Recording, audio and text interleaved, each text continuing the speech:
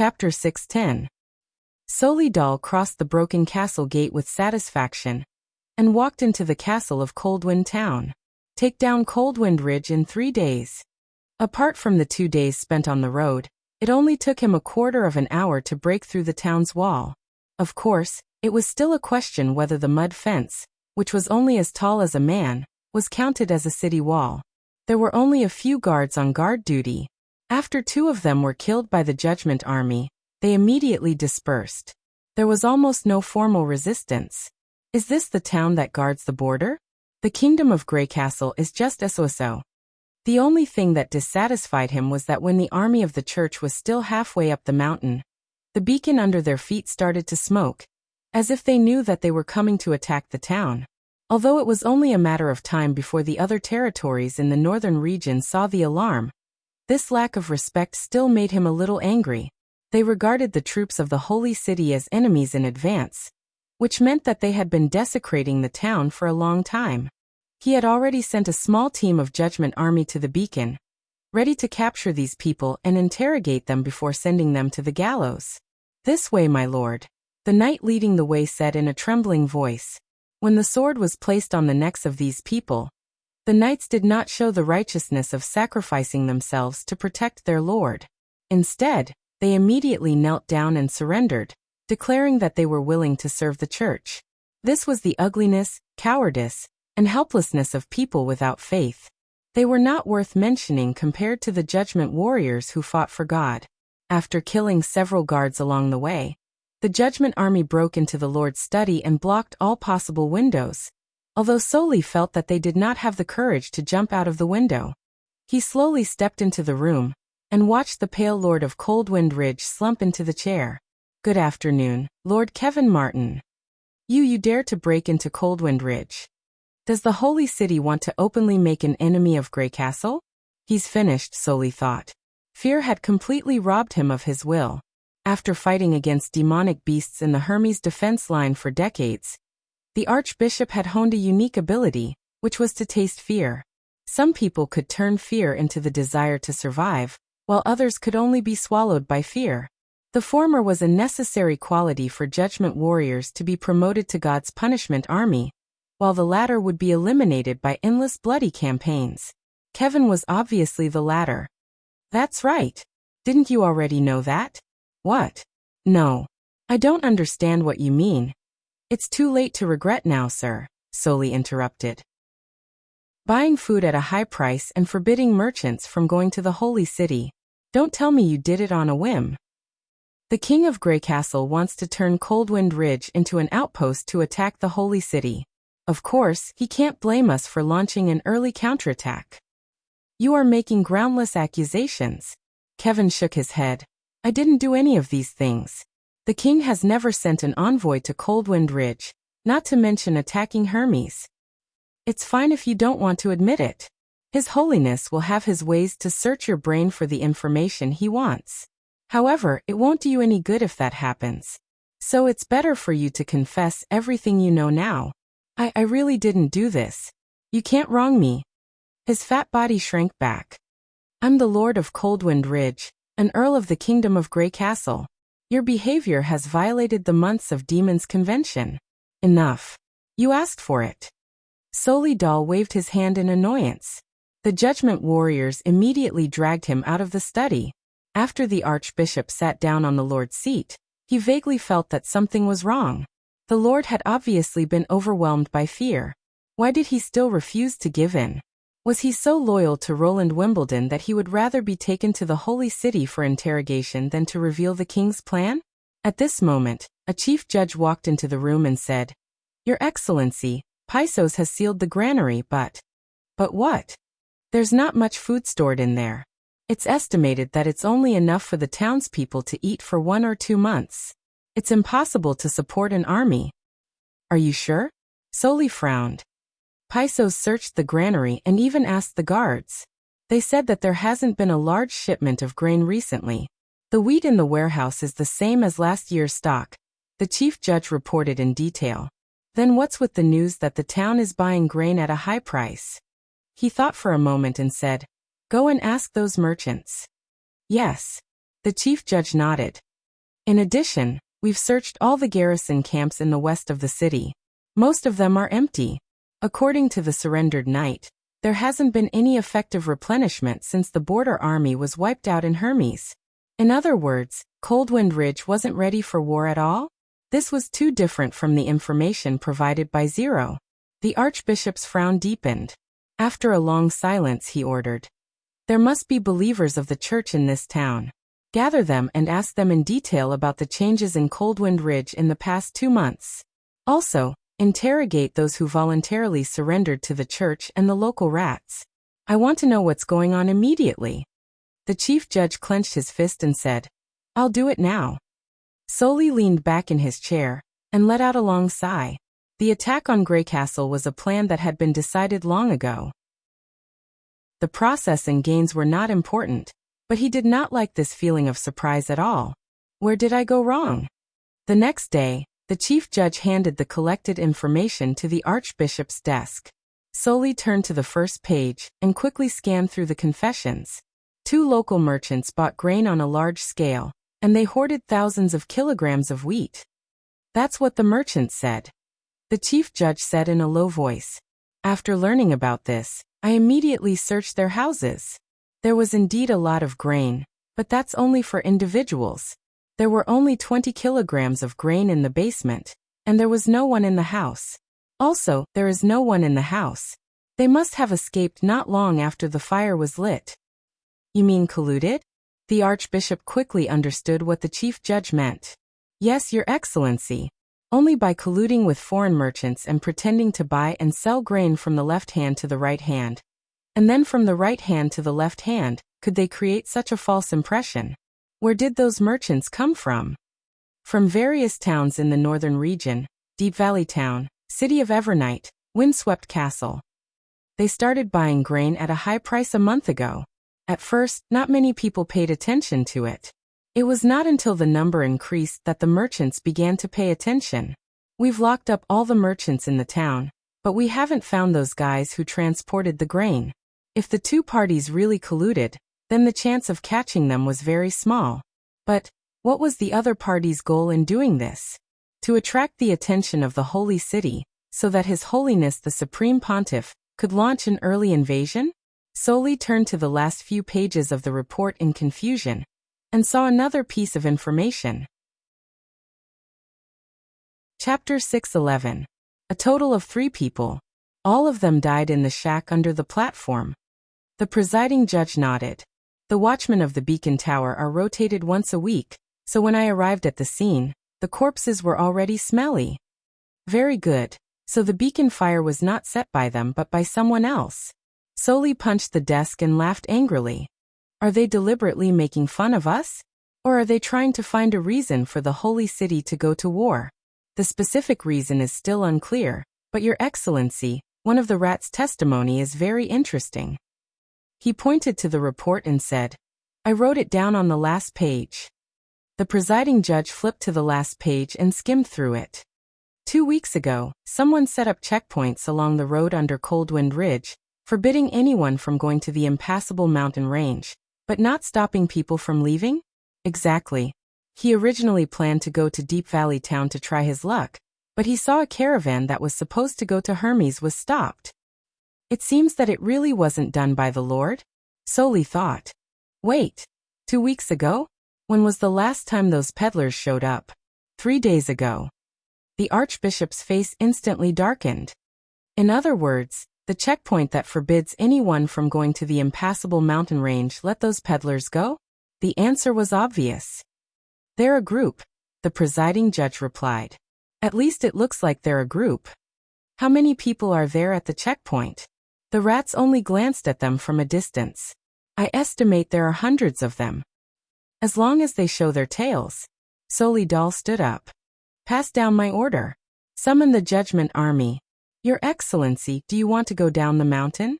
The presiding judge was stunned at first, and then he hurriedly dissuaded him. His Holiness the Supreme Pontiff ordered us to stay here after seizing Coldwind Ridge, ensure the mountain road is unblocked, and wait for the army to move out. If you want to catch a few people for questioning, just send a small team. Not only do I want to catch a few people, But I also want to crush their checkpoint. This is the price for making fun of the holy city. Soli waved his hand impatiently. If we set off now, I'll see their heads hanging at the city gate the day after tomorrow. This has no impact on the holy city's battle plan, and His Holiness won't blame us. But what if the enemy sets an ambush? Ambush? Soli glanced at him and said, I once led an army to attack the broken-tooth castle of the kingdom of Wolfheart. It was an extremely tough battle. However, even if we relied on the mountains, the ambush of ordinary people could only bring some trouble to the god's punishment army, not to mention the open flat land at the foot of the mountain. Any action of ambushing the god's punishment army is tantamount to suicide. I hope they really have that kind of courage, instead of fleeing at the sight of us. Speaking of this, the archbishop paused. Now that you understand, go and execute my order. Yes, my lord. Soli sneered as he watched the chief judge leave. He would never let those blasphemers off. Coldwind Ridge sent a large group of people? Iron Axe asked as he looked at the fat pigeon that flew into the tent. Almost 1,000 people, coo. Maggie flapped her wings. There are no food trucks or militia. They are all wearing armor, and some of them are carrying giant shields and short spears. Coo. Giant shield? Iron Axe was surprised. How big is it? Well. Maggie tilted her head and glanced at him. Almost as big as you, coo. I see. Good job. As usual, the Sand Nation took out a piece of dried meat and handed it to the pigeon. Then he summoned the guards outside the tent and said, Inform Gun Battalion Commander Brian and Artillery Battalion Commander Vanner to come to my tent for a meeting. The enemy is on the move. After listening to the information provided by the witches, Brian could not help but frown. How could they come so fast? His Majesty needs 2 or 3 days to reach Deep Valley Town, and the Longsong cannons are not in place. The church reacted faster than we expected, but no matter whether His Majesty is here or not, we have to fulfill our duty and never retreat, Iron Axe said calmly. In any case, the enemy must not cross the defense line at the foot of the mountain. Yes, my lord, both of them said in unison. Very good. Next is the specific combat arrangement. Iron Axe licked his lips. The enemy will need at least 1 day to reach the foot of the mountain, so we have plenty of time to prepare. There are only about 2,000 god stones of retaliation in total. Try to give them to the soldiers on the front line. The machine gunners are the focus of protection, so they must wear god stones. He roughly explained the plan in his mind. In addition, I'll arrange 10 soldiers with good marksmanship and a machine gun squad to guard Miss Sylvie, and focus on the most threatening enemies according to her on-site investigation instructions. The rest of the soldiers will follow the rules of the drill. I have a question, Vanner said hesitantly. Is it possible that the guy carrying the giant shield in the enemy team is? It's very likely to be the God's Punishment Army. Iron Axe nodded. According to Miss Maggie, ordinary people absolutely can't march with a shield of that size. Can bullets penetrate it? Brian asked. No one knows until they try. Iron Axe replied without hesitation. If the flintlock can't do any effective damage, your people will try to hinder the God's Punishment Army, and let the artillery take care of them. Yes. In the end, we still have to rely on the artillery to solve the problem. Vanner smiled. Leave it to me, my lord. Early the next morning, Danny held his beloved rifle and went into the trench. According to yesterday's arrangement, he soon came to his prearranged position, a trench in the center of the position on the right flank. The shrubs and bushes had all been eradicated, so he could see the whole battlefield, which was very suitable for accurate shooting. He picked up a few stones from under his feet and piled them on the edge of the trench to make a small support. Then he put the rifle on the stone and aimed at the front. Through the crosshair, Danny could see the dew hanging on the grass on the ground, the spiders clinging to the barbed wire, the red dirt road covered with horse hoof prints, and the impassable mountain range in the distance. It was an excellent position to block. He pulled the bolt and pushed the first bullet into the chamber. Then he waited for the enemy to appear. As a hunter, Danny had always been patient. Since he was recruited into the militia by His Majesty, he had participated in a series of battles such as the defense of the Months of Demons the defense of the Duke of Longsong, and the attack on King's City. His weapon had also changed from the flintlock to the latest bolt rifle. In terms of combat experience, he was definitely one of the best in the First Army. If he had not insisted on staying in the front line, he would probably have become an officer in the gun battalion, second only to Sir Brian. But compared to commanding others, he preferred the feeling of shooting prey. From the day he touched the flintlock, he fell in love with it. It was easy to use and powerful. All it needed was a pair of good eyes and a little talent. Chapter 6:12. While Danny was waiting, another short man came running along the trench. "Captain, you're so early." He took a few breaths, took off the bag that was slung across his body, and put it at Danny's feet. "Here's all the ammunition I got. If I went hunting in the mountains, I should have come back by now," Danny said disapprovingly. "How much did you give me?" 30. "That's not enough," he muttered. "Damn machine gunner." The short man, named Malt, was the youngest soldier in the team. He was only 16 years old, and he was Danny's protector. Every precision shooter was accompanied by a protector, who could quickly suppress the enemy when they approached, so as to gain time to move or put on the bayonet. Danny did not need protection, especially for a child who was still underage. The reason why he chose Malt as his protector was that he could not resist Carvan Bates' pleading. Danny and the Minister of Construction had been neighbors for many years. They used to live in the same street in the new district, so he naturally knew that Van Bate regarded all the graduates as his own children. Since precision shooters were usually positioned at the rear, it was actually safer for the soldiers who were assigned to the front line to have a protector. Danny knew that His Majesty hated using connections or covering up for each other, and this was one of the few things he could do for His Majesty. Looking at Malt squatting on the ground, Danny could not help asking, "Have you ever thought of changing your job? Leave the First Army?" Malt said without raising his head. "No, I quite like it here. This isn't a game." Danny raised his eyebrows. "We can die on the battlefield at any time. You don't have to take this risk. Anyone who graduates from Car Academy can work in City Hall. The salary there is no lower than that of the First Army, and it's very decent. But I don't want to run errands for those officials all day. I want to protect His Majesty." The short man piled up the 8mm in front of the trench. And he suddenly paused, and his face became a little red. "Because of Miss Nana?" Malt did not answer, but his face became even redder. Danny couldn't help laughing. At least one person in the First Army admires Miss Angel. Even if there's a queue, it won't be your turn. What's more, her father is a baron. Even if he loses his fief, he's still not someone you can reach. I don't think so," Malt said stubbornly. "As long as I can see her every day, I'll be satisfied." Danny shook his head and stopped trying to persuade her. He knew how stubborn people could be when they were deeply in love, because he was the same. Whenever he was free, as long as he closed his eyes, the figure of the green-robed woman would appear in his mind. If she had not saved him, he would have lost his life in the forest. At that time, she was still the devil's claw, the embodiment of evil. Danny buried all of this deep in her heart, not daring to tell anyone. Unexpectedly, when they met again, the witch had already been cleared of her wrongdoings and became an innocent person.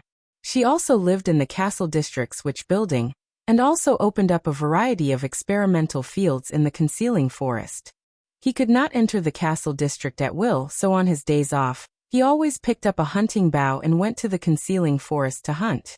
Danny even thought that if one day he no longer served as a soldier, he would apply for a job as a forest ranger from City Hall, and regard the concealing forest as his new home.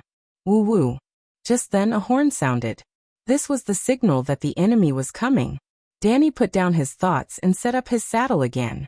No matter what, he was still a warrior, fighting to protect His Majesty and overthrow the church that hunted witches.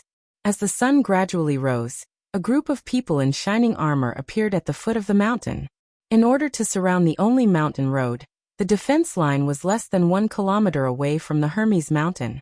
From the moment they went down the mountain, they had already entered the attack range of the cannons. Danny knew that Sir Ironaxe would not let go of any opportunity to attack the enemy. As if to confirm his conjecture, A dull roar suddenly sounded from behind him.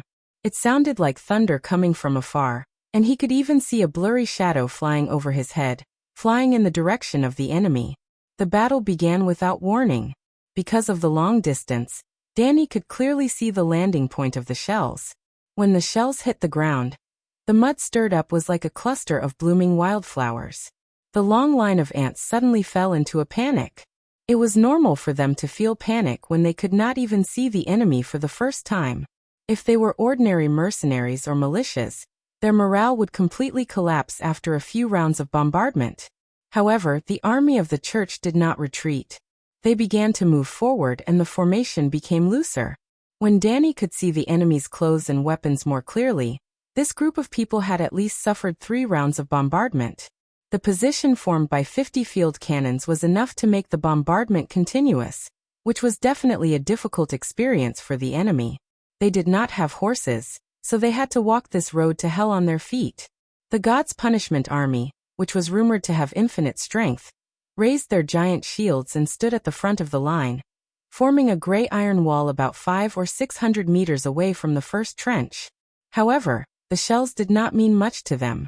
As long as they could hit the giant shields, the shields would be torn apart and the enemies behind them would be thrown to the ground. We can't go on like this. Danny shook his head. I'm afraid they'll be completely defeated before they reach the first trench. He was very clear about the firepower arrangement of the position. First, they would use artillery to greet the enemies within 1,000 to 500 meters. When the enemies gathered in front of the barbed wire, they would use machine guns to clean up the battlefield. The revolving wheels would only be used for close combat after the enemies charged, and would not be fired within 200 meters. Isn't it good to be defeated? Malt stood on tiptoe and looked out of the trench. Of course, I won't get anything if I do that. Danny swept the weapons into his waist bag, and was ready to leave. Where are you going? The short man hurriedly pulled him. The trench further ahead. He shook off the latter's hand. Just stay here. I'll go with you. Don't follow me. This is the captain's order. After saying this, Danny aimed at his waist and touched the longitudinal trench. The sound of shells hitting the ground became louder and louder. With every dull thud, some dirt slid down from both sides of the trench and poured into his collar.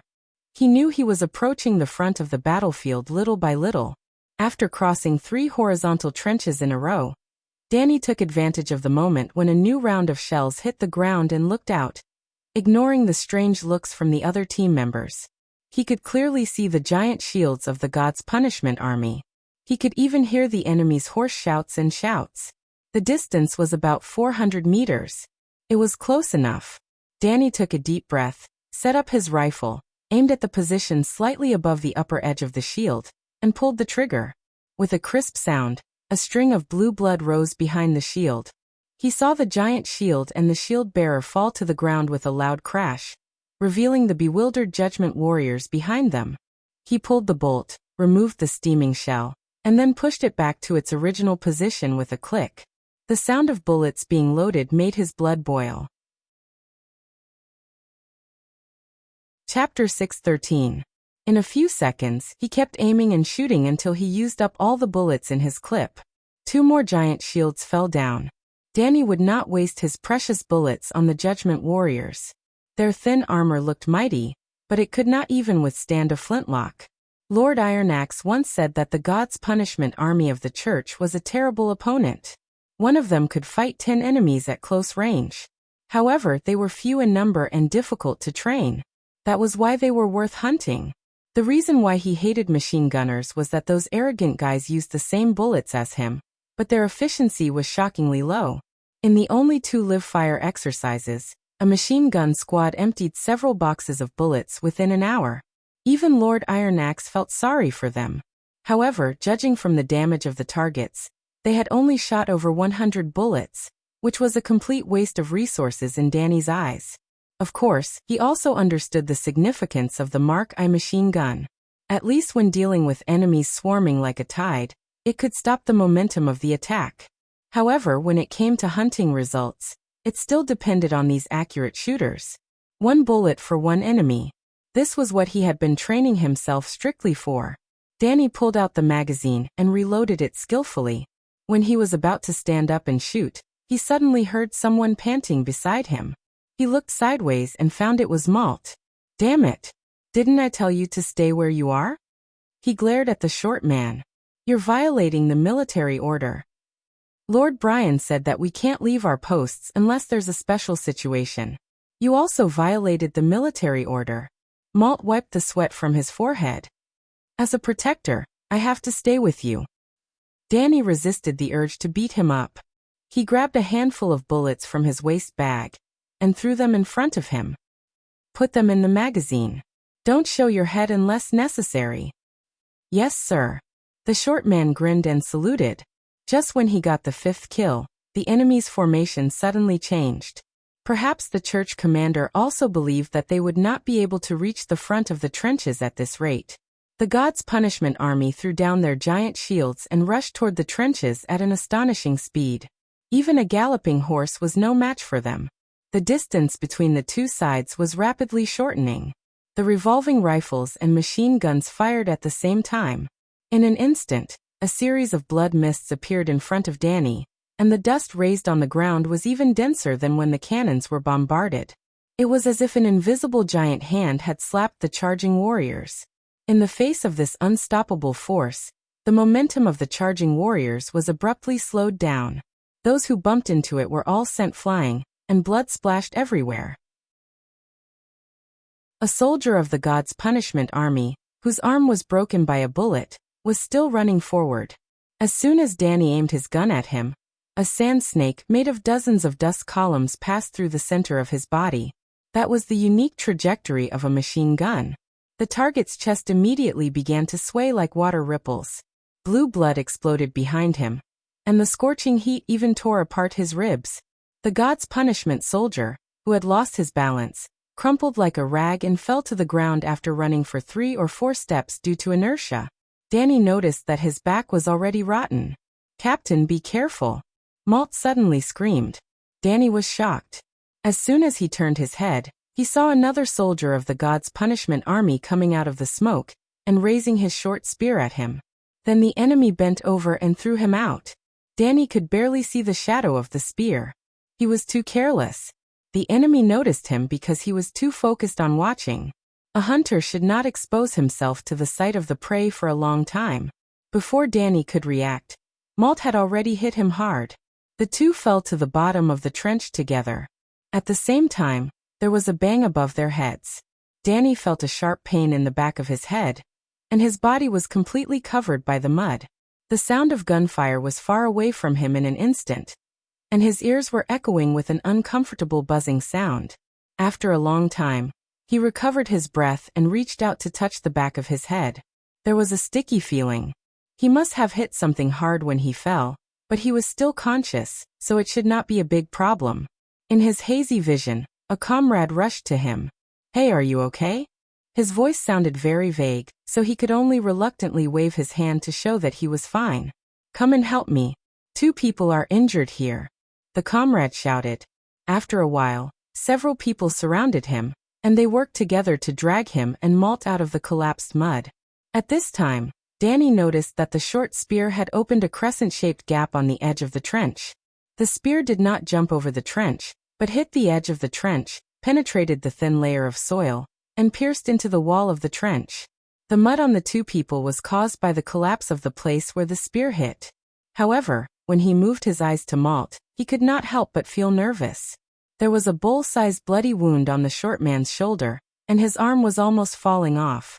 Only a few strands of skin were connected to the body, and the white bones were clearly visible. The spear did not cause no harm, but fell on Malt. Everyone in the First Army threw themselves into the battle again, leaving only one person to give first aid to the seriously injured person. Everyone in the First Army knew that as long as they did not die immediately, Miss Nana would be able to heal them until the end of the battle. Therefore, stopping bleeding and dressing wounds were compulsory courses in the First Army. The soldier decisively took out a dagger and cut off Malt's arm. Then he sprinkled the herbs in his bag evenly on the wound, and finally bandaged it with gauze. After a while, the originally unconscious short man was awakened by the pain and let out a weak moan. Lie down and don't move. You won't die, the soldier comforted him. Captain Danny, where's the captain? I'm here. Danny clenched his teeth and crawled to his side on his weak limbs. Why did you do it for me? I'm your protector. I can't leave you alone. Malt's mouth opened and closed slightly. How about it? I didn't neglect my duty, did I? Danny suddenly felt an indescribable sense of remorse. No. You did a good job. Is that so? The little man smiled with difficulty. So I can see Miss Nana. Yes, both of you can see her. The soldier looked at Danny. Can you take care of him? I have to go back to my seat. I can. Thank you. He nodded. After the soldier left, Danny slowly picked up his gun, shook off the mud on it, and struggled to stand up. He could still fight. The enemy would pay for this wound with blood. However, there was no approaching army of the church in sight. In the pervading smoke and dust, the enemy was retreating in a panic, leaving only vague figures. The trenches were already filled with cheers. Chapter 6:14. The gunboat slowly docked at the dock. When Roland walked out of the cabin, he could not help but be attracted by the scenery in front of him. Curved rocks stretched out from both sides, like a pair of giant hands wrapping the whole town. Looking up, there was only a 5-finger-wide line in the sky. The sun shone through the gap like a golden wall of light. Countless vines hung down from the bottom of the rocks like emerald green hair. Some of the thick vines even fell to the ground, making people want to climb them. When the light penetrated the dense branches and left spots of light on the flowing river, Roland felt as if he was in an undeveloped jungle. However, this place was not completely deserted. Along the silent river, all kinds of artificial buildings extended on both sides. The townspeople shuttled back and forth among the waist-high broad-leaved bushes. Smoke curled up from kitchen chimneys, creating an indescribable beauty of harmony. Due to the lack of sunlight, the temperature here was a few degrees lower than outside, and the color of the plants was much richer. It was not difficult to understand why it was called Deep Valley Town. When Roland and the witches stepped onto the moss-covered dock, a group of people was already waiting there. The 3 leaders were naturally Iron Axe, the commander-in-chief of the First Army, Car Owen, the Duke of the Northern Region, and his daughter Edith. We meet again, Your Majesty. Edith curtsied and said, Congratulations on winning the first battle. I heard the report when I was on the ship. You did a good job. Roland nodded approvingly.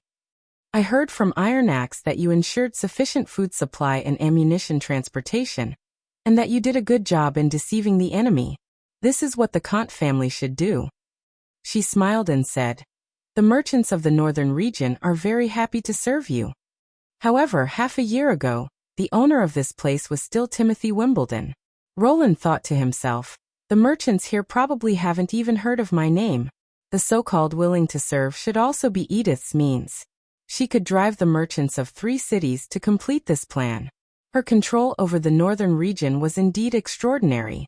After some encouragement, he looked at Iron Axe and asked, Have the battle results come out? Yes, Your Majesty. Iron Axe saluted and said, The detailed report is in your office. Office room? I've negotiated with Earl Hire. When you stay in Deep Valley Town, his castle will be your temporary palace. Edith added, In addition, I've asked someone to redecorate the study according to the layout of the border area. I've knocked down a wall facing the sun and installed a floor-to-ceiling window. I heard from Miss Maggie that you like a transparent room. Is that so? Roland asked with interest. What about the Count himself? In order not to interfere with your work, he will stay in the mansion in the suburbs. The Pearl of the Northern Region paused. Do you need me to summon him? No, if he doesn't like to get involved in politics, he waved his hand. Let's go to the castle first. Yes, please follow me. Was this the taste of power? Roland smacked his lips. It wasn't bad to experience it occasionally. When he walked into the renovated study, he felt that he was back in Neverwinter. Even the spacious mahogany table and the recliner in the corner of the room had been replicated. The only striking difference was the view outside the floor-to-ceiling window. One was the gray impassable mountain range, and the other was the secluded valley covered with green leaves. He wondered how the former owner, Earl Hire, would feel after he left. Roland returned to the table and sat down. He began to read the battle results. Although he had learned about the process of the battle in advance, he still felt a strong sense of excitement when he saw the casualty report of the church. This was definitely a victory worth remembering. The death of 156 God's Punishment warriors had fundamentally dispelled his worries about the God's Punishment army. This kind of powerful and fearless killing machine was not invincible. Their bodies made of flesh and blood were still no match for steel and gunpowder. Considering that the God's Punishment army needed to be transformed with witch blood, the number of God's Punishment army would not be too large. According to Agatha's estimation, as long as the Bloody Moon did not come, this special army should have no more than 1,500 people. 1/10 of the casualties should be enough to make the church suffer for a long time. In addition, more than 300 Judgment Army soldiers were killed, more than 20 were seriously injured, and 4 commanders were captured. These results were just the icing on the cake. Although most of the Judgment warriors were strong-willed and had excellent fighting skills, there was not much difference between them and the knight, so Roland did not take them seriously. Fortunately, they did not encounter any troublesome pure witches in this defensive battle. Otherwise, they might not have been able to win if they only relied on Sylvie and Iffy to hold the line. In fact, according to Sylvie's instructions, the machine gun squad that focused on the attack was used to deal with the pervasive pure witches. What about the casualties of the First Army? Roland closed the statistics. 2 were killed and 21 were seriously injured. Ironax said in a low voice. All the casualties were caused by the spear throwing of the God's Punishment army. Now the wounded have recovered and returned to the team. After learning that the church had taken action, Lightning immediately sent Nana to Deep Valley Town. In terms of post-war rescue, Miss Angel's ability was irreplaceable. Roland knocked on the table and said, "Arrange a ship to send the bodies of the sacrificed soldiers back to Neverwinter for burial." "Yes." Ironax agreed and hesitated for a moment. "Your Majesty, how do you plan to deal with Danny, the captain of the 4th Precision Archer team? The old hunter who shot 5 God's Punishment army soldiers to death." Roland picked up the teacup and took a sip of tea. Even the taste was familiar to him. "What do you think?" During the rescue process, the report that Danny and his protector were injured and their positions did not match the arrangement immediately attracted Brian's attention. During the summary of the battle that night, Roland received the news through the sigil of listening. However, considering that the battle had just ended, the First Army was still in a celebratory mood, and the protector was seriously injured, he just asked Ironax to take care of the wounded first and discuss the matter when he arrived at Deep Valley Town. "I think that although Danny violated the rules by leaving his position without permission, he also made a great achievement. The record of killing 5 Scourge alone is enough to make him a star in the army. The 2 achievements should offset each other." Ironax said slowly, "In Iron Sand City, such a brave warrior will also be rewarded by the master, so." "But the First Army is not an old-fashioned army that rewards people based on their heads," Roland interrupted. "Do you remember what I taught you in the first training session?" Ironax swallowed and said, "It's discipline, Your Majesty." Chapter 6:15. Interrogation. If he doesn't pose a threat, he'll be relieved of his duty, his monthly salary will be deducted, and he'll be confined for 15 days. If he does pose a threat, he'll be expelled from the First Army and be judged by you, Your Majesty. Ironax immediately replied. "Well, you've memorized it well. That's it." Since there was no military court yet, Roland had to personally interrogate all the major offenses in the army, and Danny's violation of discipline was obviously not serious enough. But considering that we're at the critical moment of the war, lock him up for 5 days first, and then execute the rest after we return to Neverwinter. Yes, Your Majesty. You don't have to worry about the reaction of the soldiers. This is an excellent example of propaganda. No matter what merits he has made, as long as he violates the rules during the mission, he'll definitely be punished. Roland paused for a moment. Of course, the army won't forget his military exploits. If anyone asks, Just tell them I have my own arrangements. In fact, Roland was partly to blame for this incident. Although he had built a team of 50 precision shooters, he did not separate these talented shooters from the ordinary gun battalion.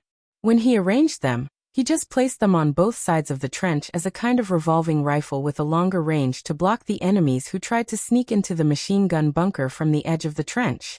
Danny, on the other hand, was more like a sniper. He could freely choose his position, fire freely, and wait for the opportunity to eliminate the most valuable target among the enemies. Roland had considered setting up a special sniper team, but the latter had higher requirements on firearms, ammunition, and personnel, especially the personnel. This was especially true for the personnel.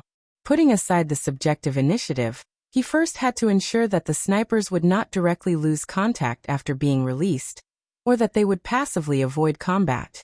Maybe after this war, he could make some improvements on the basis of the precision shooters. By the way, Your Majesty, I got some special information from the captive church commander. Ironax seemed to be considering his words. It's related to the God's Punishment Army. What is it? They said that the God's Punishment Army can't act alone. These warriors can only complete the most basic task under the command of a commander. Roland turned around. Oh, is there anything else? Ashes had also mentioned this point. It was for this reason that he dared to lead the whole army to the north and force the church to form a team. Otherwise, if the church only sent a small group of God's Punishment Army to break up the whole army and create chaos everywhere in the kingdom, it would be enough to make him suffer. The controller can be an ordinary person or a pure one, but once it's decided, it can't be changed. Ironax recalled. The newly promoted soldiers of the God's Punishment Army would complete the ceremony on the top floor of the Hermes Cathedral. One of the captives even admitted that he had personally participated in this secret meeting. Roland immediately ordered, "Take me to see them, and call Agatha along the way." In the depths of the dungeon, Roland saw the 4 prisoners who were imprisoned separately. If the surface of Deep Valley Town was only cool and pleasant, the underground was damp and cold. The 4 of them were blindfolded, and their hands were tied behind their backs. Their bodies were drenched, and although there were no visible wounds, they were trembling uncontrollably. Obviously, Ironax used his unique interrogation technique again. According to him, few people could survive a day under torture. However, the believers of the church were different from the common interrogators. Their respect for God made them more strong-willed. Only the 2 on the right are willing to confess, the Sand Nation said in a low voice. One of them is the presiding judge of the church, and the other is the priest of the holy city. The other 2 don't want to say anything. Of course, they don't know that their companion has confessed. Roland did not know much about the system and positions of the church, so he asked directly, "Who participated in the ceremony of the God's Punishment Army? Take him to the interrogation room." The priest was quickly dragged into a small room next door by the jailer. Ironax poured a ladle of cold water on his head. "Ferret, now I have a few questions to ask you." He trembled all over and then opened his mouth slightly. "I've told you everything I know. Kill me now." The priest's voice was weak and hoarse, as if he had suffered a great deal of pain. "Tell me about the God's Punishment Army. How is the ceremony held?"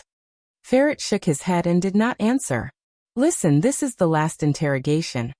Ironax bent down and whispered in his ear, "Answer all the questions, and then I'll set you free." After a long silence he said again, "The ceremony is usually held in the Tower of Babel. Only Scourge, the Pope, and the controller are allowed to enter. The scene must be quiet to ensure that nothing goes wrong." "Why?" Roland asked. "Because the new warriors will recognize the controller by the sound. The first sound they hear. It can be more than 1. Ferret gasped. "The selected controllers will recite the hymn together.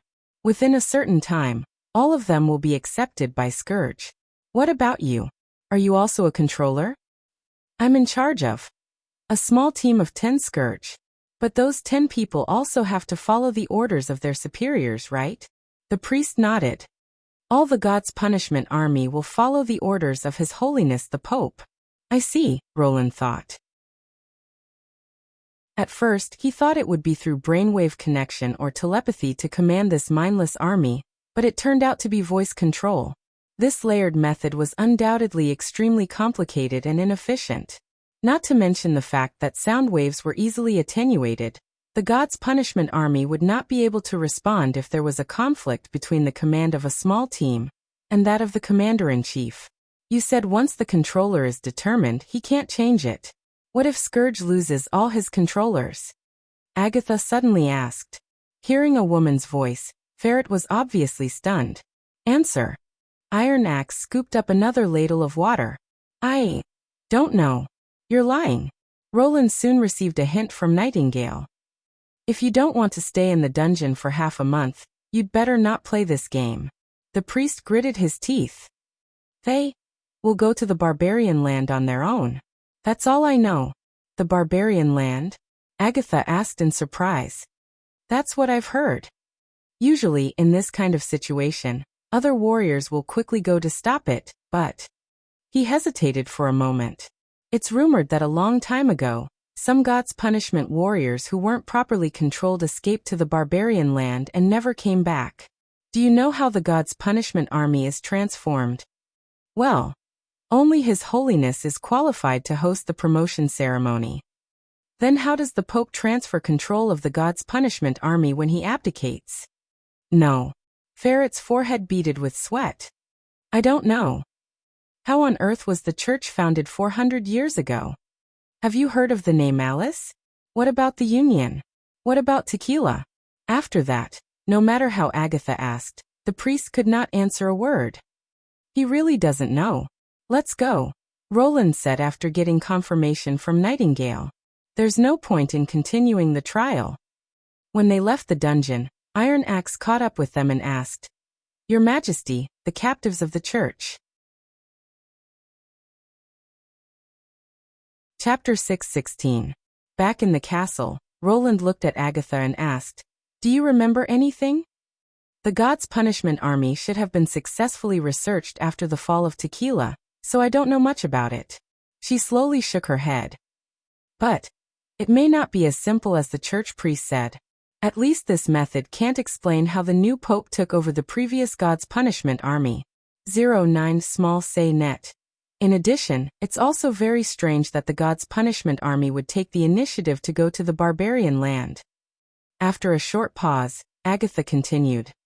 The barbarian land you mentioned should be the fertile plains 400 years ago. There is nothing there except the ruins of the holy city. It's too far to say that they were attracted by the demons. Who knows? Roland said carelessly. You also saw that they have blue blood, so they can't be regarded as the same kind as us. He was not interested in what attracted the God's Punishment Army.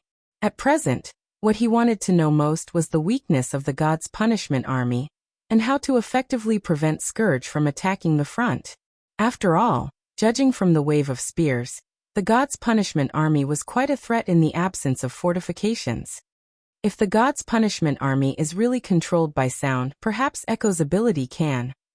I don't agree with this, the ancient witch rejected. There is a great risk. Indeed, it is very dangerous to sneak near the controller, but we can. No, I'm not talking about Echo, Agatha interrupted him. I'm talking about you. Me? Roland was startled. If you want Echo to sneak near the controller, you must rely on Nightingale's mist. In this way, you will have no protection around you. As long as the church sends a pure witch with special ability, they can easily kill you, she said without hesitation. Although you are immortal, weak and powerless, it seems that if you want to defeat the demons, you are still indispensable for the time being. So protecting yourself is the most important thing. We can't take any risks. I really can't tell if you're praising or belittling me. Roland couldn't help but laugh bitterly. When that time comes, I'll wear a God Stone of Retaliation. The God Stone of Retaliation is just an insurance. It's not an absolutely safe barrier, Agatha said bluntly. Even Nightingale can't guarantee absolute safety. It's just that we don't have a better way. As long as I am alive, His Majesty will not be harmed. Nightingale could not help but reveal herself. It was obvious that she was quite dissatisfied with Agatha's words. I hope so. The ancient witch did not continue to argue about this. Instead, she turned around and left the study. However, when she reached the door, she stopped. "What's wrong?" Roland asked. Agatha was silent for a moment. "I don't know if I should say this or not." The reason why Lady Alice could become the Queen of Starfall City and the head of the three chiefs is not only because of her extremely powerful strength, but also because she is smarter and more resourceful than most witches. Several of her decisions have saved the Union from collapse. Without Alice, Tequila would not have survived until then. Many people believe that if she had been born on the eve of the first battle of divine will, perhaps this hopeless war would have been ended long ago. "What are you trying to say?" She turned around and frowned slightly. "What I want to say is that the super warrior she placed her hopes on to save the witches shouldn't be like this. Do you think that the current God's Punishment Army is not necessarily the same as the God's Punishment Army 400 years ago?" Roland asked in surprise. "Scourge is not afraid of magic power, doesn't panic, and has infinite strength. It seems that he does have a greater advantage over the demons, but he can't be the final nail in the coffin. What's more, he needs a manipulator to accompany him. He has almost no ability to conduct long-distance raids. I think Lady Alice shouldn't place high hopes on such a warrior." Agatha sighed. "Of course, these are just my guesses. I'm afraid only the church knows what happened to the Union after the destruction of Tequila." Roland had not recovered from his contemplation for a long time after she left. What Agatha said was indeed reasonable. Was the God's Punishment Army plan, which forced the Queen of Starfall City to pay such a high price, really just to produce a kind of expensive and inconvenient killing machine? Just as he was about to go outside the castle for a breath of fresh air, the sigil of listening on Nightingale suddenly rang. "This is lightning. Northwest, above Coldwind Ridge. The enemy is retreating. I repeat, the enemy is retreating. Retreating. They're all fleeing toward the direction of the Holy City, Ku," Maggie added. "I see." Roland immediately called the guards outside the door. "Inform Iron Axe, Edith, Carr, Duke One, and all the members of the advisor department to come to the castle for a meeting. This is undoubtedly good news," he thought excitedly. He did not expect that the defeated army of the church would give up Coldwind Ridge and directly retreat to Hermes Plateau. In this way, he would have the opportunity to evacuate the people in the town before the Holy City reoccupied Coldwind Ridge. "They're afraid," Nightingale laughed. "Maybe so. But the retreat also means that the Holy City can't send reinforcements in a short time." Roland touched his chin. "Our previous speculation was right. This team of more than 1,000 people should be the vanguard force that the Pope sent at the last minute. If they don't take the initiative to attack the defense line, I really can't do anything to the church." In a sense, choosing this plan was equivalent to giving up Coldwind Ridge. After all, it was much closer to Hermes Plateau. Now that there was a chance to prevent the townspeople from becoming victims of the pill of madness, Roland suddenly felt a lot more relaxed. The relevant personnel quickly gathered in the reception hall. He repeated the information sent by Lightning and looked around. "Any other questions?" "Your Majesty, why don't you directly defend Coldwind Ridge?" The Duke was puzzled. "The terrain there is dangerous, and there's only one road to the Holy City. Isn't it more advantageous than guarding at the foot of the mountain? It looks dangerous, but in fact it's surrounded by mountains on 3 sides. The slope just passes over the top of Coldwind Ridge. As long as a rope, we can easily penetrate behind the defense line." Roland spread his hands. "We've discussed this in detail in Neverwinter. You can ask Edith about the details. What about the others?" Seeing that no one answered, he directly ordered. "Then the evacuation will be carried out by the First Army. The stored food and the Golden Dragon can be put aside for now. The key is the residents. Whether I persuade them, I want to see no one left in Coldwind Ridge. In addition, the persuasion of the local nobles will be more effective, especially the famous Pearl of the Northern region." He paused. "Iron Axe, Edith, you two are responsible for this together." "Yes. As you wish. As for the general staff." He looked at Count Schilt and the others. Your task is to help the Duke of the Northern Region settle down the evacuated residents, including counting the number of people, registering their identities, and arranging housing and food. Do you understand? Yes, Your Majesty, everyone answered in unison. Chapter 6:17. Wavering Faith. Holy City of Hermes, Cathedral Tower. Please search to see the full list. The novel of the day. The guard's hurried footsteps broke the silence of the ring hall. The sound of iron boots landing on the marble floor was clear and loud. Taifun put down the breakfast in his hand with a bit of dissatisfaction and looked at the flustered newcomer. What's the matter? Your Excellency, something happened in Coldwind Ridge, the guard whispered. Lord Solidal seems to have suffered a serious injury over there. Then he told Roland what he had heard as quickly as he could. What did you say? Taifun was so surprised that he could not believe his ears. Half of the vanguard was lost, and Soli was seriously injured. The old bishop grabbed the guard and asked, Where is he now? He's already been sent to the relief center. What about the God's Punishment Army? They have been ordered to stay put and wait. They are now gathered in the church hall. Inform His Holiness the Pope and Lord Eyre immediately and report this to them. Also, gather the people who went out for this expedition, and keep them under surveillance. Close the door of the church and forbid other believers from entering or leaving. He did not even have breakfast. I'm going to the charity right now. Yes, sir. How could this be? Taifun felt his heart pounding. They were a team of 1,300 people, and 300 of them were Scourge. Logically speaking, they should have no problem dealing with Coldwind Ridge. Before Soli was promoted to bishop, he had been a battle-hardened presiding judge, and one of His Holiness Main's most capable subordinates. Even if they had encountered demons or beasts, they wouldn't have lost so many people.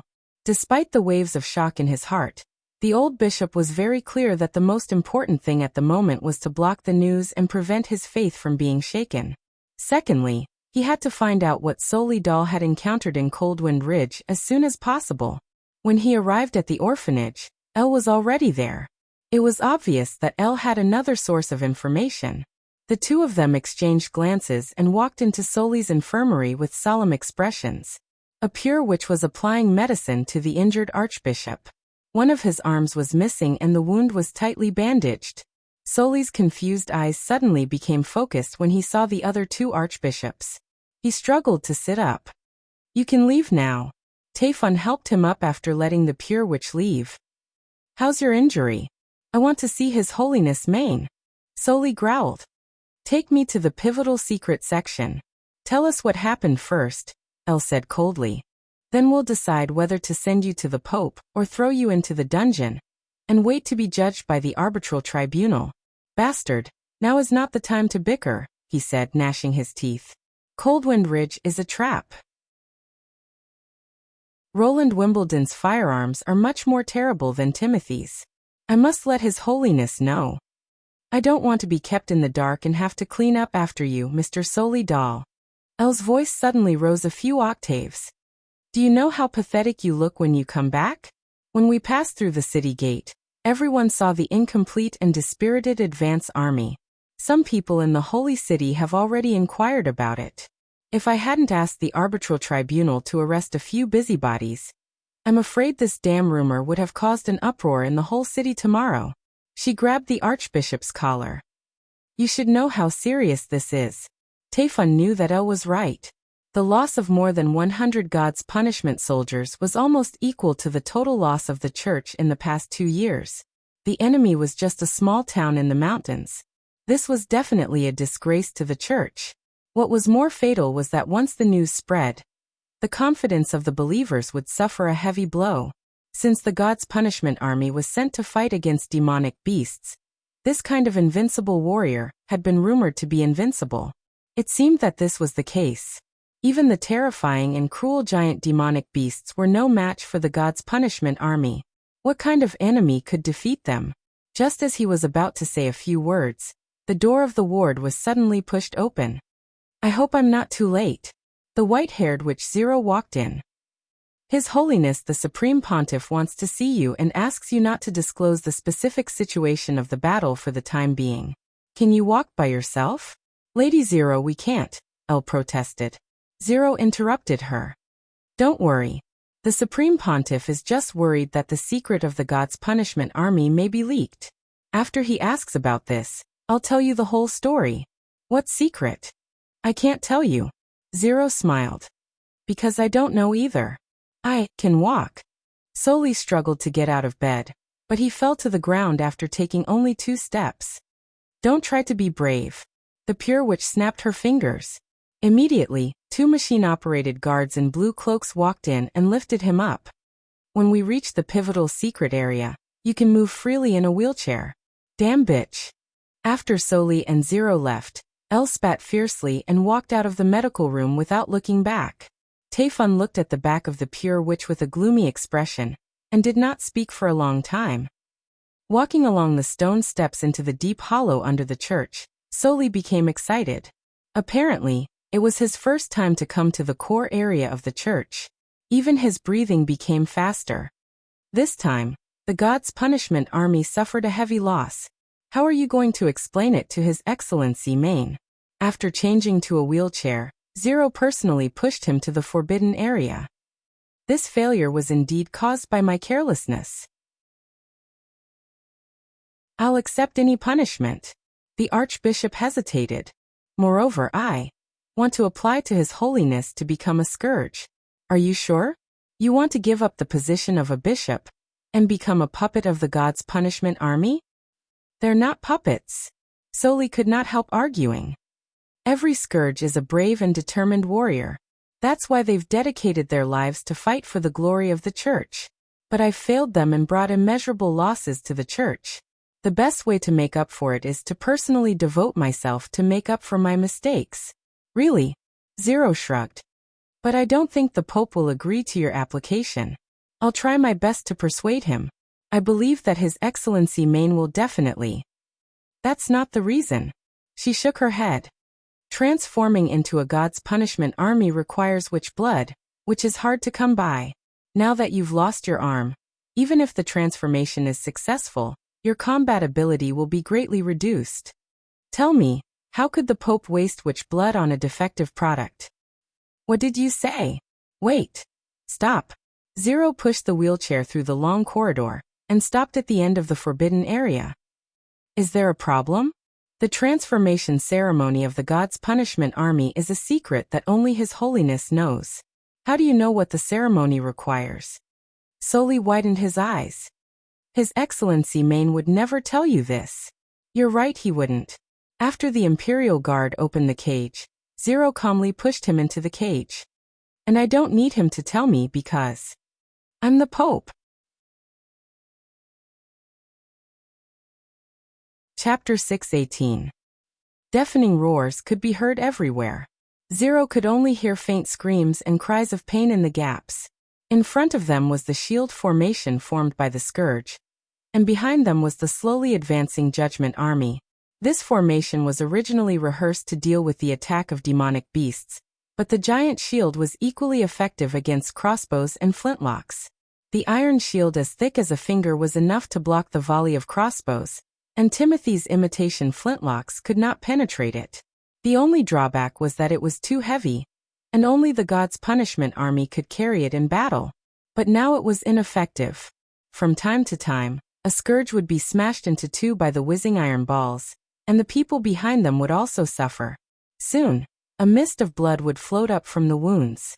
The warriors who did not die on the spot would hold their internal organs or hands and feet and wail in pain, constantly wearing down the morale of their comrades. We can't go on like this. Let the God's punishment army charge. The deputy shouted. Yes, Lord Soli. Another commander clenched his fists. The iron balls can only advance in a straight line, and they can't be shot fast. The right thing to do is to disperse. We can't be targets anymore. I got it. Pass down my order. Disperse the formation and charge. Zero heard Solidal give the order to attack. But at this moment, a new weapon joined the battlefield. Its sound was like incessant raindrops, and also like the buzzing sound of metal clashing. The front line was suddenly covered by the raised smoke and dust, and the charging warriors fell to the ground like wheat being cut down. Zero could not even see where the attack came from. The commanders' faces suddenly turned pale. Everyone knew that the outcome of this battle had been decided. Suddenly, Zero heard an ear-piercing hissing sound. It was sharp and stealthy, like the hissing of a viper. Danger! She turned her eyes to the direction of the sound and subconsciously wanted to avoid it, but she remembered that this body did not belong to her. Unfortunately, Solidal was not as vigilant as she was. An iron ball fell from midair and smashed into the ground right in front of him. Then it leaped up high and brushed past him. Zero felt her vision spin, and then she fell to the ground. Blood kept gushing out from Soli's shoulder. The place where his arm should have been was now empty. He clenched his teeth to prevent himself from screaming in pain. The people around him hurriedly surrounded him. "Your Eminence!" "My God! God bless your hand!" "Retreat! Let them all retreat. Take Lord Soli with you and leave this place. I'll bring up the rear." The memory was cut short. Zero opened her eyes. The Godstone Prism and the pivotal secret temple appeared before her eyes again. So that's what happened. She lowered her head and couldn't help but open her mouth. If that was the case, everything made sense. Why was Roland Wimbledon able to become the new king of Greycastle from an unknown border lord in just a year and a half? Why was he able to defeat the Duke's Knight Regiment and the Second Prince's crazed army in battle? Why was he able to conquer the king's city within a day? These were the reasons. The continuous roars and the smell of gunpowder all proved that they were a new type of firearm. Timothy's imitation snow powder tube, which couldn't even touch Roland's fur. If she hadn't seen it with her own eyes, Zero would never have imagined that snow powder weapons could exert such great power. Of course, she didn't believe that this was a secret passed down in the Wimbledon family. Otherwise, Timothy and Garcia would have known about it. There was no doubt that Roland had encountered something in Border Town that allowed him to achieve what he had today. Perhaps it was a hermit family that had mastered ancient secret skills. Since the disintegration of the Union, they had lost contact with some of the builders who had helped the local people. There were many skilled craftsmen among them, so it was possible that they had invented these exquisite tools. Or perhaps it was a relic hidden in the depths of the impassable mountain range. The history books in the library mentioned that there were some strange relics of unknown origin at the edge of the barbarian land. The final split of the Union was also caused by the discovery of an underground labyrinth. But she was more inclined to believe that it was the ability of a certain witch that could make ordinary snow powder extremely deadly. Because of this, Prince Roland changed his previous attitude and began to recruit witches and help them clear their grievances. But it didn't matter. No matter what the reason was, Roland Wimbledon must know it clearly. As long as she could devour Roland, she would definitely know the ins and outs of these weapons. Lady Zero. The captain of the guards at the exit of the cage could not help but worry when he saw that she had not moved for a long time. Zero suppressed the excitement in her heart and slowly walked out of the cage until the corners of her mouth had completely calmed down. "I'm fine. Inform the intelligence agency and ask them to recall all the pure witches in the Kingdom of Dawn." All. The captain was stunned. "But the plan you made before." "The final battle is about to begin," Zero said word by word. "I want to see each and every one of them." There was no doubt that the situation in the Kingdom of Dawn was insignificant compared to the things in Roland's head. It had great power, amazing shooting range, and could be used by ordinary people. Just thinking about it, one could understand its significance. If this weapon could be equipped on a large scale before the arrival of the Bloody Moon, the Holy City would have a much higher chance of winning against the demons. And she could also get closer to the Divine Will. Dee Valley Town, northern region of Greycastle. After dinner, Iffy returned to her bedroom in the castle and could not help yawning. In the past half a month, apart from carrying out the tooth extraction operation, she had not been idle after arriving at the town. First, she helped the First Army guard the camp, and then she followed Edith and the others to Coldwind Ridge to relocate the local residents. Although she was very busy, her life was quite fulfilling. When she calmed down, she found that the non-combat witches did have their own unique advantages. Apart from ability, she was no different from most ordinary people. During their daily interactions, she was gradually accepted by the members of the Witch Union. Maggie, for the first time ever, even greeted her when they were on guard duty, although Lightning, who was standing beside her, did not seem to be happy about it. Iffy did not expect Maggie to forgive her. Instead, she planned to make up for the mistakes she had made in the past with actions. She did not even care whether she could become a sister in the end.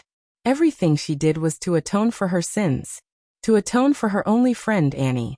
Just as Iffy was about to go to bed, someone knocked on the door. She opened the door and was surprised to find that it was the leader of Sleeping Island, Lady Tilly Wimbledon. Chapter 619. Genius in a Second. Remember, providing you with wonderful reading. Back in the room, Iffy quietly listened to Tilly's story about the establishment of the Bloodfang Association and Heidi Morgan's real purpose. When she heard that Annie was handed over to the nobles by Skyflare, she felt something clenched in her heart. Heidi, where is she? She's been punished, Ashes, who was standing behind Tilly, replied. In addition, Skyflare tried to resist during the arrest process and went the same way as Heidi. Really? Thank you, Iffy said softly. She could not help but loosen her clenched fists and suddenly felt a little lost. Although the culprit who caused all this had paid the price, she did not feel too relieved. Instead, she felt a little lost because she had lost the target to vent her hatred on. And as the only one who was not punished, her sins were even heavier. I hope you can help Sleeping Island get back on the right track. Tilly paused for a moment and then said, the rest of the members of the Bloodfang Association are the same as you. They were all deceived and framed by Heidi. They shouldn't be implicated or discriminated against. It's indeed wrong for the combat witches to bully the assistant witches, but it won't be any better the other way around. Without much hesitation, Iffy nodded and said, I'm willing to help you. Probably not expecting her to agree so quickly, Tilly looked a little surprised. It's great that you can agree. What should I do? Just talk to the other members of the Bloodfang Association about the story between you and Annie. I'll disclose Heidi's crimes to everyone. Tilly said, after the church is completely eradicated, I'll send people to the kingdom of Wolfheart to search for the witches imprisoned by the nobles.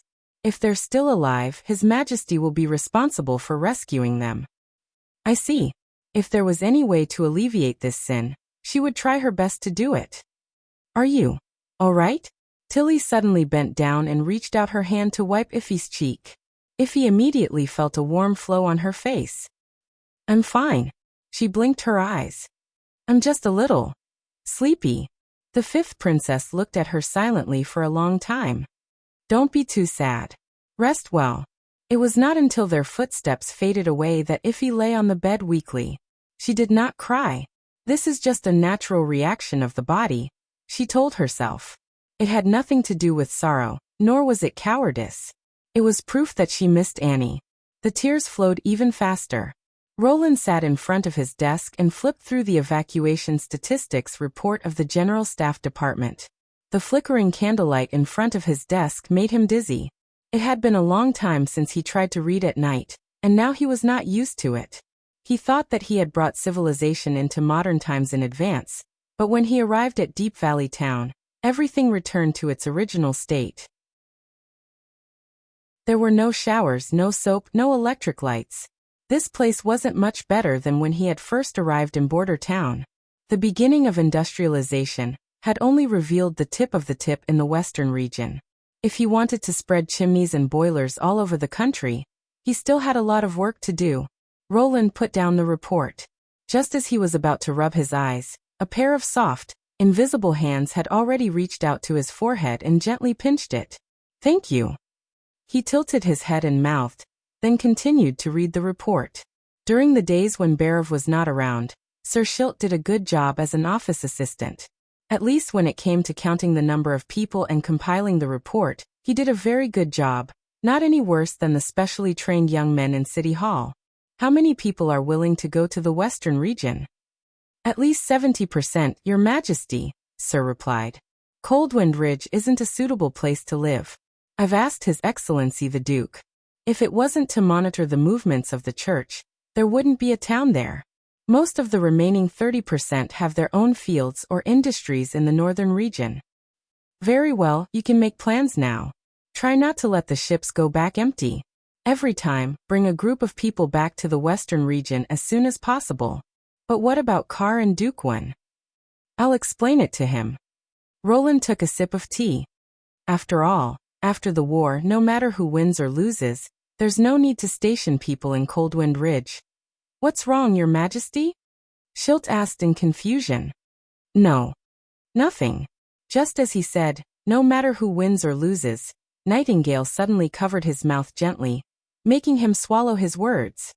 Anyway, just do as I say. Yes, Your Majesty. Just as the old sir was about to leave, the guard Sean pushed open the door and walked in. His Majesty, there's a woman outside the castle who wants to see you, but was stopped by the guards. She knelt on the ground and said that she won't leave until she sees you. Now. He subconsciously looked out of the window. The whole town had fallen into a quiet night. Yes, she seems to have deliberately waited until now. I've seen her twice in the castle district during the day, and... Sean hesitated. She calls herself Mrs. Wimbledon. Hearing this answer, Roland almost choked on his own saliva. This is impossible. As far as he knew, Prince Roland had never been to the northern region. How could he have a lover out of nowhere? However, words alone were no proof. After thinking for a while, he decided to summon her in to ask. Firstly, it could dispel Nightingale's doubts. Secondly, he was really curious. If the woman was a noble, he could say that she was pursuing romance. However, if she was just a commoner, such a lie would be a serious crime. When the woman walked into the study, Roland's eyes suddenly lit up. Her appearance was not particularly outstanding, but her facial features were unique. Her short and thin body had an inexplicable sense of steadiness and gentleness. In layman's terms, she was obviously not old, but she looked like a housewife with excellent housekeeping skills. The dirty mud on her long dress served as a perfect contrast between her weakness and strength. Your Majesty, the woman bowed and said, Olivia of Coldwind Ridge sends her greetings to you. I want to know, what's the matter with your so-called Mrs. Wimbledon? Roland went straight to the point. According to the guards, you deliberately waited until late at night to come to the castle. If you want to deceive me in this name, you should know the consequences, right? Please forgive me, Your Majesty. If I didn't say so, you wouldn't have seen me at all. She gritted her teeth. I'm not your brother's real wife, but we used to love each other. She's really just a liar. Wait. Roland was stunned. What did she say? My brother? Timothy? She shook her head. Gerald? Chapter 620. After listening to Olivia's story, Roland could not help but feel emotional. The story was not complicated. As the commander of the border guards, Gerald Wimbledon had to go to Coldwind Ridge every year to help the church fight against the months of demons. During this time, he met Olivia in a tavern, and they fell in love. Of course, with Olivia's status, it was almost impossible for her to marry into the palace. Gerald did not dare to make it public, so he quietly bought a house in the town and used it as their secret love nest. Roland did not know how true their love was, but he did remember that Gerald had never had any other lovers in King's City. He had also rejected all the nobles' marriage proposals. There was even a rumor that the prince liked men. For an adult member of the royal family, it was really incredible. The contents of the secret letter that Olivia handed over were even more shocking. It seemed that Gerald insisted on marrying this commoner witch as his queen. It would have been fine if he had only said it verbally, but he had also left written evidence. If it was leaked out, Wimbledon 3 would definitely not give him a good look. However, good times did not last long. Ever since the news that the prince had been sentenced to death by Timothy spread to the northern region, Olivia's peaceful life was soon broken. Misfortunes came one after another. First, the guards left by Gerald left without saying goodbye. Then her house was burgled. Having lost her source of income, she had no choice but to return to the tavern where she used to work as a waitress. However, it was not over yet. The owner of the tavern seemed to be extremely dissatisfied with her sudden departure, and began to grope her. Later, he even threatened and lured her into his room. In short, Olivia had been living a terrible life for the past 6 months. The owner's wife did not dare to complain too much to her husband, so she vented all her anger on Olivia, who was nominally a maid. Most of the time, the owner turned a blind eye to her, and sometimes he even joined in the bullying. Of course, Roland did not blame her for her lack of willpower. As an ordinary person who had no one to rely on, there were too many ways to make her surrender. After all, survival was the most important thing.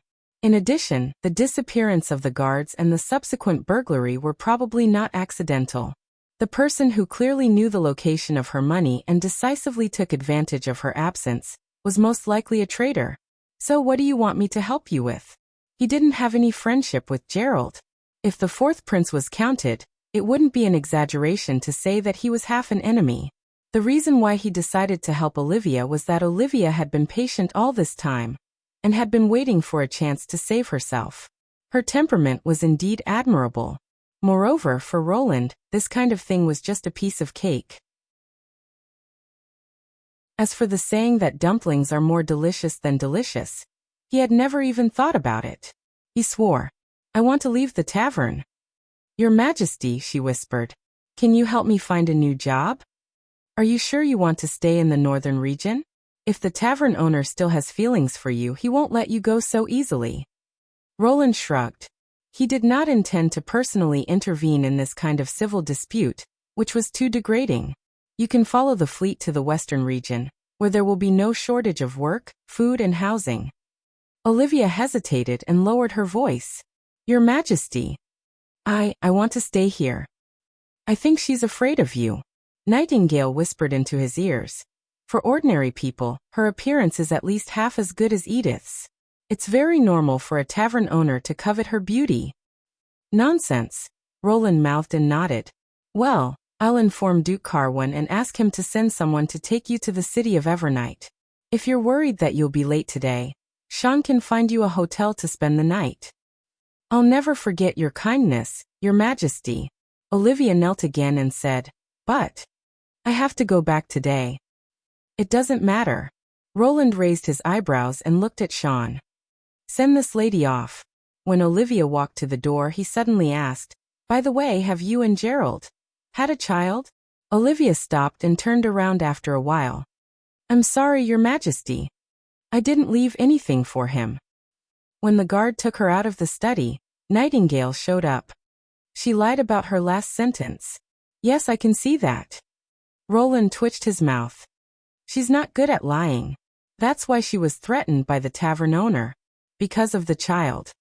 The tavern owner should have known that it was Prince Gerald Wimbledon who took her away. He also knew that if Timothy found out about this, the child would definitely be killed. Olivia had to accept Timothy's conditions in order to protect her and Gerald's love. I guess that's what happened. Do you need me to inquire about it?" Nightingale asked. Roland stared at her for a long time and gradually curled up the corner of his mouth. "Are you worried that I'll hide this secret forever like Timothy? Even Duke Ryan's family is still under house arrest in Neverwinter. Don't worry, I won't do anything to these innocent people." He did not like the ancient kings who used the slogan of "cut the weeds and eliminate the roots," let alone the illegitimate child of a commoner who posed no threat to the throne. "If it's an order from you, I'll carry it out no matter what it is," Nightingale said slowly. "I see." Roland grabbed her hand and put it on his shoulder. "Then, give me a massage." Olivia returned to the temporary wooden house where the immigrants lived. Her footsteps startled the sleeping baby. "Wah wah." The child burst into tears. "Damn it, tell him to shut up." Madame's roar came from inside the house. "Or I'll stuff him into the toilet and throw him into the silent river." I'm sorry. I'll calm him down right away." Olivia did not care about the cold night in Deep Valley Town. She hurriedly took off her muddy dress and held the baby in her arms. The little guy stuck close to her and began to look for food. She was a little relieved. Her boss had not come back yet. She had made the right bet. Since they left Coldwind Ridge, his temper had become more and more irritable. He spent most of his time in the local taverns and casinos, and even the number of times he touched her had decreased. Because of this, Olivia dared to sneak out of the wooden house at night and go to the castle to beg Gerald's brother to help her. She did not dare to reveal the existence of the child, nor did she dare to follow him to the western region, which was the king's territory. If His Majesty wanted to harm the child, she would not be able to resist. Olivia gently stroked his head. In the dim moonlight, she could see the silver hair on his head, which was the symbol of the Wimbledon bloodline. Unfortunately, Gerald did not live to see this moment. When his letter was delivered to Coldwind Ridge, she did not know that she was pregnant with the prince's child. After eating and drinking, the baby hummed contentedly and soon fell asleep. Olivia lowered her head and kissed the baby's forehead.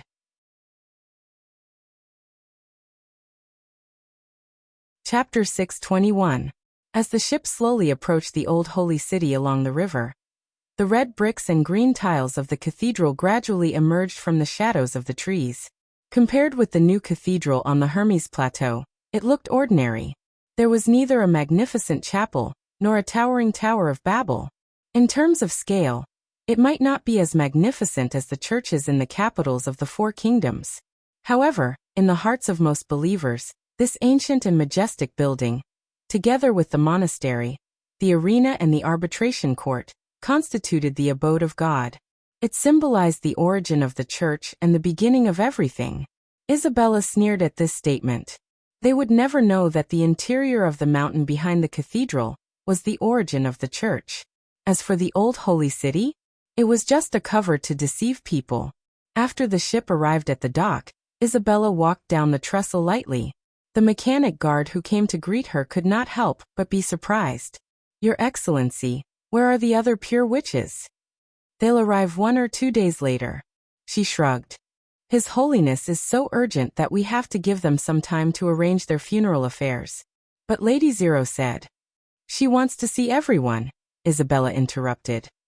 "Yes, but she didn't say that she wants to see everyone at the same time." The recall order this time was somewhat difficult to understand.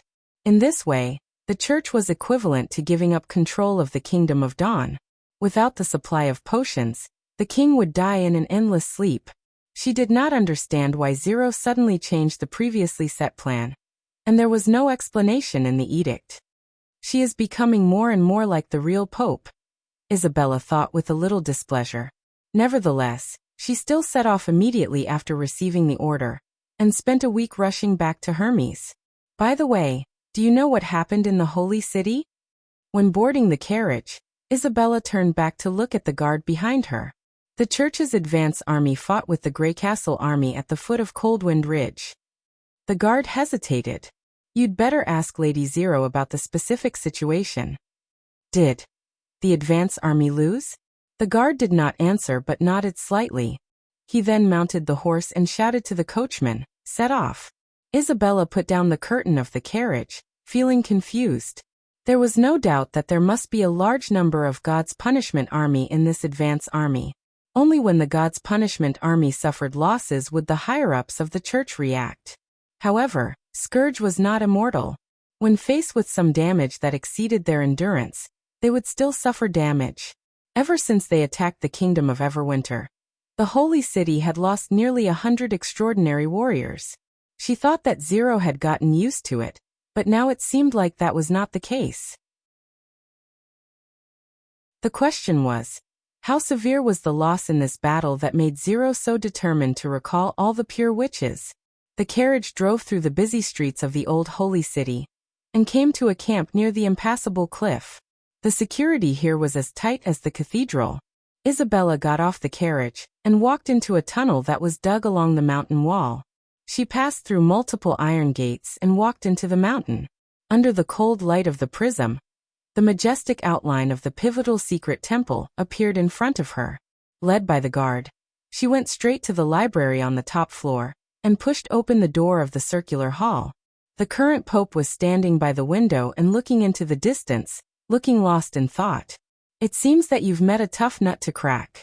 You can't even take care of the Kingdom of Dawn." Isabella walked to Zero and whistled. "But no matter what, you should at least leave Lady and Blackveil there to stabilize the situation, right?" Zero did not answer.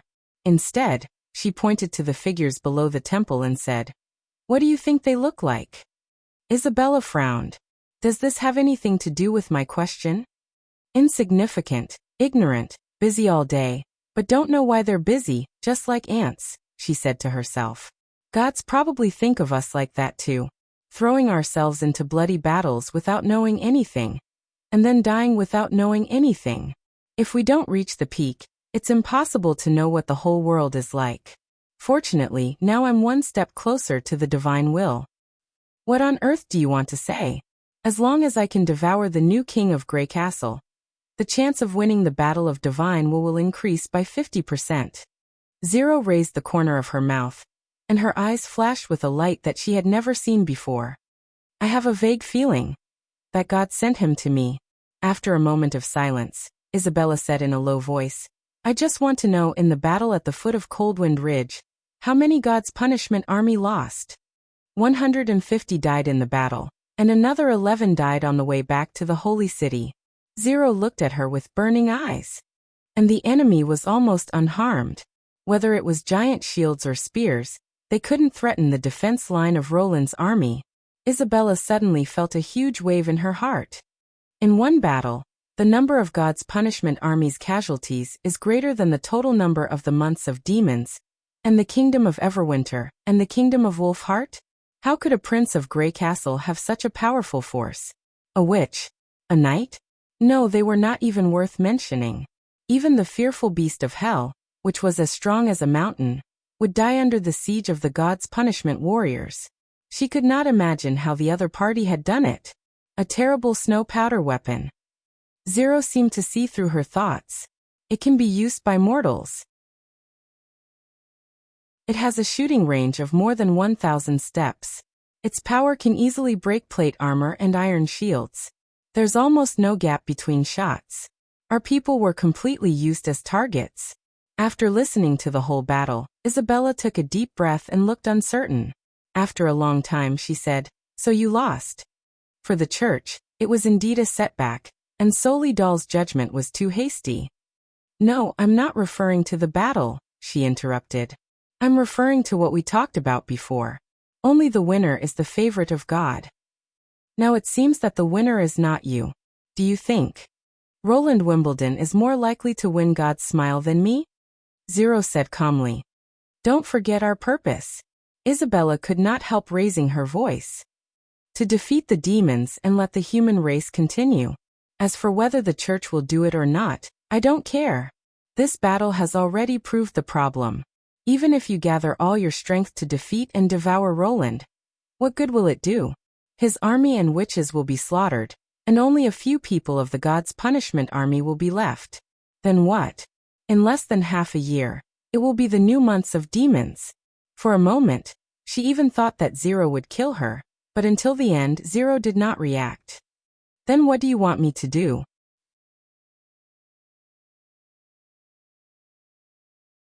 Chapter 622. Tell Roland Wimbledon our purpose. Tell him the truth about the church. Know the union of witches, and tell him the whole story of the Battle of Divine Will over 400 years ago. 09 Small Talk Net. Since Zero became the Pope, the library had become a place where all the pure witches who belonged to the pivotal secret agency could go. The Battle of Divine Will was no longer a secret to them. What if he doesn't believe it? He'll believe it. As long as we take him to the illusion room in the Reflection Church, he'll know everything. He may also regard all of this as a trick of the witches, Zero said slowly. Let's take a step back and assume that Roland knows the truth about the Union. Will he devote his entire life to fighting against demons? Isabella could not help but be stunned. She opened her mouth, but could not say a word of assurance. We all know what the nobles are like. What they're most interested in is territory, wealth, and pleasure. Maybe when the bloody moon comes and the demons appear, he'll organize the people to resist. But once the situation is in trouble, are you sure this dandy prince will persist to the end? Zero took her hand and led her to the round table. He's just a mortal, Isabella. He's fragile, powerless, short-lived, and his will quickly fade with age. A simple cold disease can kill him. Even if Roland accepts the mission of the Union, and is determined to fight against the demons to the end, will his subjects and successors be willing to give up all the enjoyment, and use all the resources in the territory for this endless cruel war? Only the church can do this with the faith of God. At least, we should send a messenger to talk to him first. No matter how much we talk, we can't solve these problems. Zero shook her head. Defecting to the secular forces will collapse the faith of the church and the holy city. In order to stabilize the witch organization, Roland will certainly not let us and the God's punishment army go. If I devour him, the holy city will also have to pay a heavy price. There's not much difference between the two results. In this case, why do you still pin your hope on a mortal? Isabella hesitated. She knew that Zero was right. Although the war would only hurt both sides, no one could guarantee that after the church surrendered, he would not take revenge on the church for the sake of his witches. In this way, losses would be unavoidable. Things seem to have returned to the past. The knowledge of those weapons doesn't belong exclusively to mortals, but mortals can't get a witch's body. Zero continued. Through the battle of souls, I can obtain a person's inheritance and even his lifespan. No matter how long the battle of divine will lasts, I won't grow old or lose my way, and I won't have to worry about my foolish descendants ruining my achievements. She paused for a moment. In the past 200 years, I've seen too many geniuses lose all their energy. No matter how brave and intelligent they were when they were young, they would eventually turn into a pile of dust in the process of wasting away and stumbling. Just based on this, I'm far better than him. But, most importantly, I am God's favorite, Isabella. Zero emphasized in an unquestionable voice. No matter who my opponent is, I've never been defeated. The thousands of souls that have been devoured can testify to that. Isabella let out a long sigh. She was convinced. What are you going to do? If I don't get close enough, I can't eliminate the effect of the God's stone of retaliation. Zero chuckled.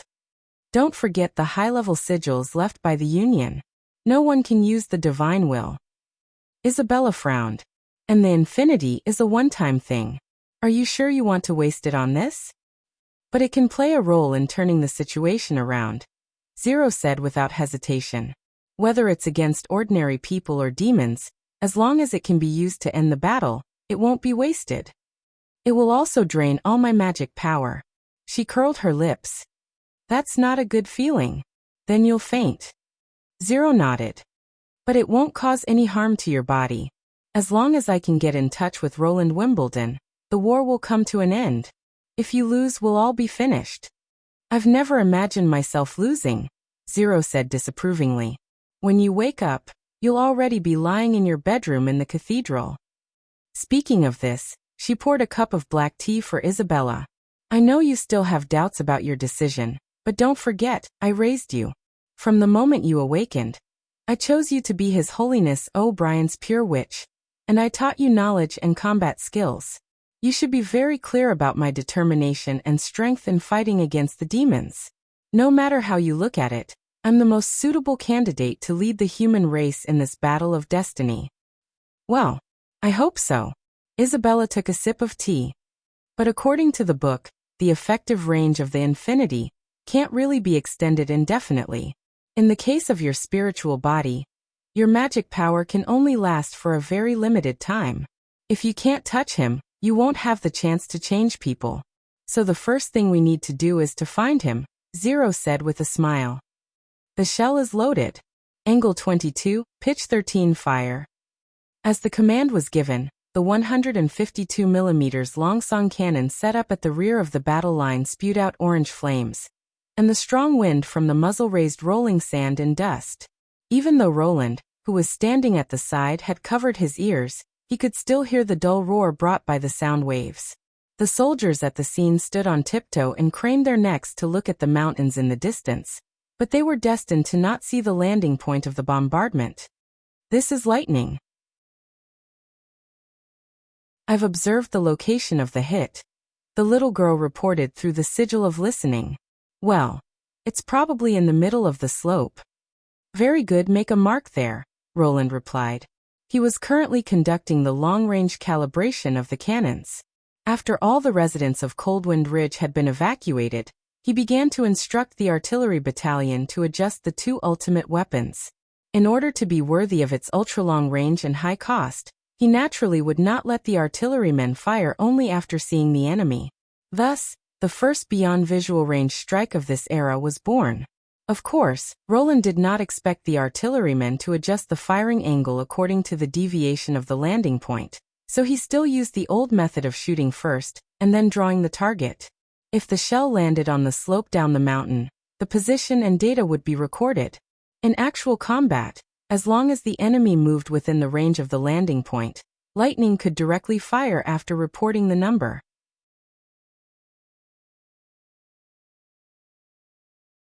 Chapter 623. This is simply divine punishment. Iron Axe sighed. We can't even see the shadow of the enemy and can only passively take a beating. If it were an ordinary enemy, it would be impossible for them to finish this section of the mountain road under the artillery fire. 09 Small Say Net. The commander-in-chief of the First Army had seen the power of the howitzers, so he naturally knew how amazing the effect would be when it fell on a dense marching army. It was 5 kilometers from the first shell to the front of the position. The enemy would either run all the way and exhaust all their strength before the battle, or continue to march forward regardless of the consequences, dragging an incomplete army to attack the position. Of course, the most likely situation was that they would scatter and flee in disorder. It's a pity that the enemies we have to deal with are not ordinary. Roland smiled. And the number of shells is very limited.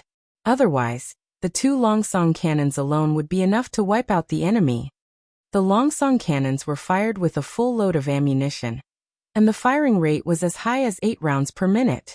Its firepower delivery efficiency was absolutely insane in this era. Since the alchemist from King's City moved to Neverwinter with a large number of apprentices, the production of double-base propellants had been steadily increasing, and the number of shells had become the biggest limitation. The trigger fuse could only be produced by Anna by hand, and the extremely sophisticated mechanical structure limited the production of the howitzers. Your Majesty, all 20 rounds of calibration cannons have been fired, Battalion Commander Vanner reported after shooting several times. We got a total of 6 effective target data, which are generally distributed in the second half of the mountain road. Very good. Let's call it a day. Roland nodded. After all, the test shells also needed to be specially made. Although they used solid warheads, their shape and counterweight were no different from the grenades with a fuse. Only Anna could do such a delicate job. Every day, she would take time to make a certain number of test warheads for the artillery battalion to shoot. Do you need to go to other places? Iron Axe asked. No. Roland thought for a moment and then shook his head. I'll go back to the camp first. You continue to arrange the training of the soldiers. Yes, Your Majesty. He stood at attention and saluted. After returning to the camp, Roland leaned on the recliner and let out a long sigh. He realized that there was not much left for him to do. Or rather, he had already done what he needed to do, and the rest was up to fate. 5 days ago, the church finally responded. According to Maggie's report, the gates of the Holy City were wide open, and countless people poured out of the city, marching towards Coldwind Ridge in a neat and long line. The armors of the warriors flickered with silver light. Looking down from the sky, it looked like a sparkling river flowing through the impassable mountain range. At the same time, the spies planted in the old Holy City and the Hermes Highlands also sent back a secret letter, saying that the scale of the church's operation was unprecedented, and even the number of people active in the city had decreased a lot. It was obvious that the enemy had come out in full force. Upon receiving the news, Roland immediately rushed to the front line. His arrival also raised the morale of the First Army to the peak. A decisive battle that would determine the future of both sides was about to begin. More than 4,000 elite soldiers, a reserve night team provided by the Duke of the Northern Region, a preliminary investigation team composed of Lightning and Maggie, Sylvie's firepower guidance, and the combat witches scattered around the camp. Such preparations were perfect. Even the church's actions were carried out step by step according to the battle plan formulated by the general staff. In addition, all the residents of Coldwind Ridge had been evacuated. Even if the enemy wanted to use the berserk pill, they could only consume the believers in the Holy City or forcibly recruit residents from other kingdoms. This opening could be said to be perfect enough. However, Roland still had a trace of worry in his heart. That was the pure witches. It was unknown what kind of form they would appear in, and what kind of ability they would use to interfere in the final battle. In order to avoid casualties caused by the enemy's sneak attack, the witches who stayed at the front line these days all slept in their clothes and all gathered in a large hall. Sylvie and Nightingale were divided into 2 groups and took turns to keep watch. As long as there was a magic reaction, the entire camp would be awakened by the echo of the alarm. As a result, until today, the church did not take any action other than sending troops to occupy Coldwind Ridge. Roland did not even see the shadow of the pure witches. He did not know whether the enemy was planning an earth-shattering conspiracy, or simply disdained to disturb him, and intended to directly crush him on the battlefield. Whatever the case, the only thing he could do now was to continue to wait. After dinner, Roland lay in bed early, but he could not fall asleep until the bright moonlight shone on the bed through the window. He put on his clothes and walked out of the bedroom. Nightingale, who was waiting outside the room, immediately flashed over. "What's wrong? Can't sleep?" "A little, probably because there are too many wheat straws under the bed." Roland rubbed his neck and took out a wheat leaf from his collar. "I always feel something prickling my back when I lie down." "I think so too," Andrea, who was also in the first half of the night group, echoed. "Not to mention a big bed, at least 2 more layers of silk mattresses."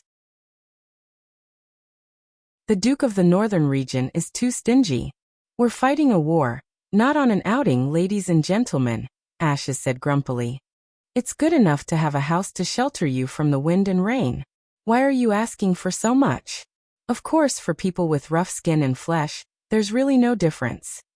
That's still better than being too weak. I think we need to have a rematch to see who's really too weak to stand up to the wind. You'll naturally understand after we deal with the church." "Wait. Can I bet?" Shavi raised her hand. Nightingale pulled him aside and said, "Don't worry about them.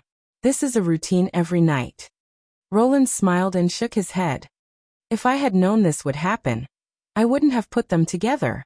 Since Nightingale's detection range was far smaller than Sylvie's, the battle of the first half of the night group was handed over to the 3 card players. Together with Nightingale, this was already the witch's strongest attack combination. The second half of the night group was mainly for defense. The members were Agatha, Breeze, and Iffy. They were unparalleled in controlling and blocking the enemy. How are the others?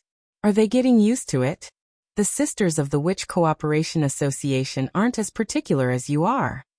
Nightingale blinked. They've experienced the days of fleeing and sleeping in the open. In this situation, they can close their eyes and fall asleep. Well, it seems that I'm the most impatient one. Roland sat on the steps and looked up at the stars. He was silent for a long time.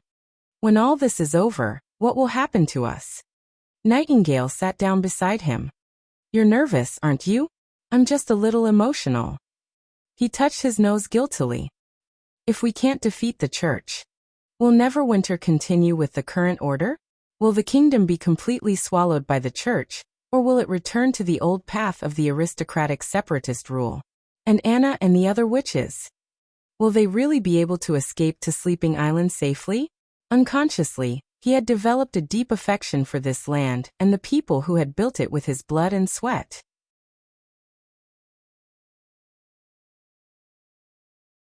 Chapter 624. Early the next morning, Roland received Maggie's report as soon as he arrived at the command post with breakfast in his hands. "The church has made a move coup." Her excited voice came from the other end of the magic stone. "A team has left Coldwind Ridge and is advancing to the defensive line coup." "How many?" 1, 2, 3. 5 in total." Roland, who was about to convene a frontline operational meeting, sat back down. "What? 5. And they're dressed in shiny gold and holding the flag of the Holy City. They're very ostentatious coup. Do I need to report the artillery markings?" No need. Just keep watching Coldwind Ridge." He stuffed the bread into his mouth. "What is the church trying to do? They're probably here to beg for mercy." Nightingale curled her lips. "If that's the case, the Holy City shouldn't have sent troops to invade Coldwind Ridge." Roland frowned. A day and a half later, The team arrived at the front of the defensive line. The leading priest claimed that they were the emissary group sent by the church and wanted to see His Majesty. At the same time, he also wanted to give a letter personally written by His Holiness to the young king of Grey Castle. What do you think? Roland gathered the general staff and the witches and asked, "Is this a trick of the pure witches?" "Before that, I want to ask your opinion." Edith was the first to speak. "If the church wants to surrender, will you accept their peace talks?" Roland rejected this possibility without hesitation. "Unless they disband the God's punishment army and hand over all the senior leaders, and those who have innocent blood for trial. But I don't think the church will accept such conditions." "Indeed," Edith replied immediately. "Then you shouldn't meet the emissary group. Let's not talk about whether they have a conspiracy. The negotiation process may also shake your determination." "I agree." Agatha nodded. "Although these 5 people don't have any magic reaction, the witches have all kinds of strange abilities. No one can guarantee what will happen in the next moment. Or we can just capture them and interrogate them. Once we know their intentions, we can kill them in secret." Iron Axe made a throat-cutting gesture. "Your Majesty, Grey Castle is not Iron Sand City," Sir Schilt hurriedly advised. "It's better not to do this kind of thing. It will damage your reputation if it gets out." "I know," Roland thought for a moment, and then looked at Iron Axe. "Let them leave the letter and drive them away." "Yes, Your Majesty." He couldn't help but be curious. What would the supreme ruler of Hermes say to him at this time? Was it advice or inducement? After multiple checks by Sylvie and Agatha, the letter written by the Pope of the Holy City was delivered to him. Opening the exquisite cover, the handwriting on the letter was unexpectedly graceful. The contents of the letter shocked Roland. It described the origin and purpose of the church in a frank tone, and revealed the existence of the great enemy of mankind, the devil. If he hadn't known the secret of 400 years ago in advance, the content would have been enough to confuse him and make him feel incredulous. Was this the strategy that the enemy came up with? Using the dust-covered true history to confuse the enemy and treat it as the sincerity of the peace talks? As a result, when the first team returned, Coldwind Ridge sent another team of 5 people. Naturally, Roland didn't receive them, but just kept the letter. This time, the content of the letter was more in-depth. In addition to a brief introduction of the predecessor of the church, the Union, it even mentioned the Battle of Divine Will. The Pope believed that this alien war, which lasted for 400 years, was a test from God to the world. Roland sneered at this view, but he inexplicably felt a trace of uneasiness in his heart. In the following week, Coldwind Ridge sent several emissary groups to deliver the Pope's handwritten letter to the frontline camp.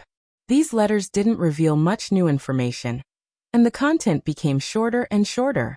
As for the suggestion on the back of the letter that both sides should cooperate to fight against the devil, Roland just ignored it.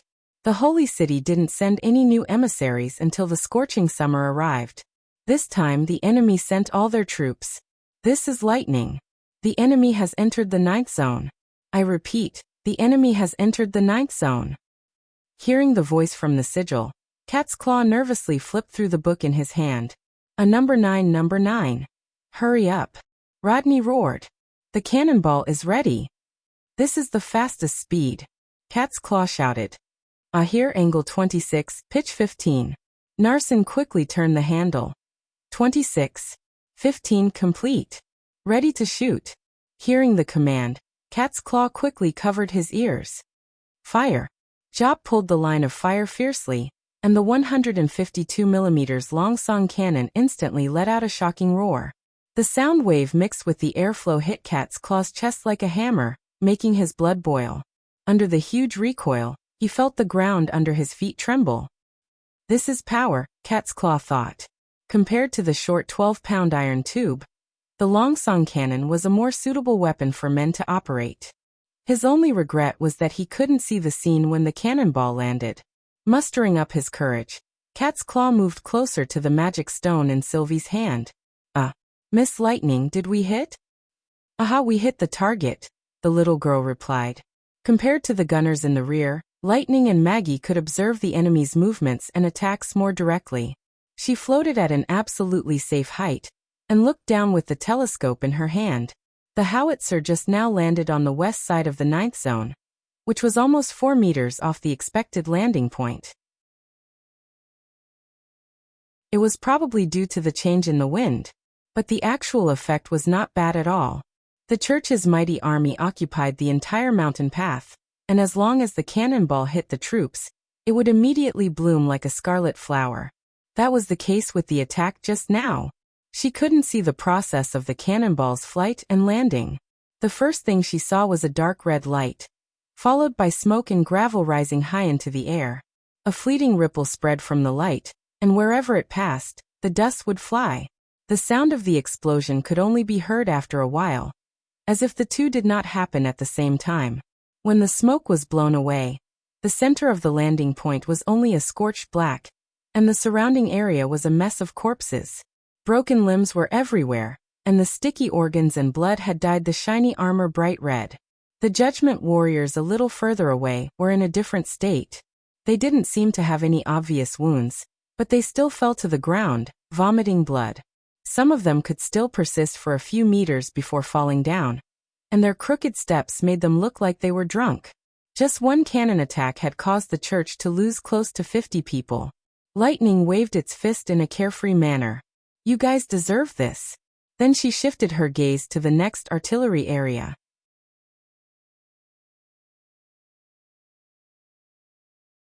Chapter 6:25. Under the bombardment, the church's army became chaotic.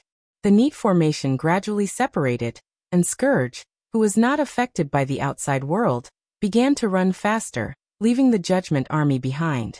Just then Lightning noticed a strange scene. A rider dressed as a priest quickly passed through the messy mountain road from the rear, his body flashing a striking yellow light. Wherever the yellow light went, the Judgment army, which had been on the verge of collapse, stabilized and moved forward under the guidance of the rider. This time, they did not line up neatly, but scattered, so that the subsequent grenades did not achieve as good a result as they had at the beginning. That was a pure witch. She was about to call 2 cannons to attack the area where the pure witch was about to pass through, when she heard Maggie's scream, "Watch out, Ku!" Lightning reflexively raised her body up more than 10 meters. A swarm of locusts swept past her feet like a grayish-brown cloud. When they missed, the mosquitoes twisted together and formed a vague human figure. "Degenerate bastards. How dare you go against the church? You're asking for death." Maggie continued to guide the cannons. Lightning pulled down her goggles, pulled out her pistol and pointed at the swarm of insects. "Do you feel so proud to kill your own people? You're the ones who should die." The enemies entered Danny's field of vision. Unlike last time, they outnumbered him by several times this time. The gloss of the swaying armors filled the dusky wilderness. The God's Punishment warriors did not adopt the tactic of advancing slowly with shields. Instead, they started sprinting at full speed from the very beginning. Looking at the enemies charging at him from all over the mountains and wilderness, he actually felt the momentum of a flood. His palms couldn't help but break out in a thin layer of sweat, and the gun but became sticky to the touch. He had only seen such a scene on the city wall during the months of the demons. Thousands of demonic beasts, regardless of their own lives, would attack the city wall as if they were possessed. Anything that stood in their way would be mercilessly torn to shreds. Now the First Army encountered enemies far more powerful than demonic beasts. But Danny was not afraid. The reason why the demonic beasts could not break through the low stone wall was because of the bloody militia corps on the wall. Now the army of the church would also be blocked by the First Army's defensive line of flesh and blood. Moreover, the woman he wanted to protect was right behind the formation. When Danny stepped into the trench in the morning, he saw a familiar green figure. She turned her head and smiled at him. Although he knew it was just a polite greeting, the smile still took root in his heart like a blooming flower bud. He did not expect that she would also follow His Majesty to this battlefield. No matter what, he would not let the enemy break through the defense line. Unfortunately, after violating military discipline, Sir Ironaxe expelled him from the precision shooting team. Now the weapon in his hand had been changed to a revolving rifle. Otherwise, he would have already taught these God's Punishment army a lesson. They've crossed the 300-meter line. Malt reported the distance of the target as if he was the protector. Watch out for spears. I can see it. Danny patted the short man's head. Take care of yourself. Malt was one of the people who had been implicated by him. After he recovered, the commander-in-chief demoted Malt back to an ordinary gunman on the grounds that he did not dissuade the shooters from obeying the discipline. However, because he was an accomplice, the short man was not fined a month's salary and was spared from confinement. 09 small net. It had to be said that this time, the enemy's attack was so fierce that the 4 machine gun forts could not completely suppress the charge of the God's Punishment Army. With the dust on the ground and the smoke caused by the field artillery, several holes appeared in the interwoven firepower net. The God's Punishment Army at the front had crossed the warning red line of the gunmen. 200-meter line spear throw. Get down. Get down. Shouts rose one after another in the trench. Danny fired 5 bullets in one breath and then threw himself to the ground, not forgetting to replace the cartridge. After the spear throw, he got up and pulled the trigger at the nearest enemy.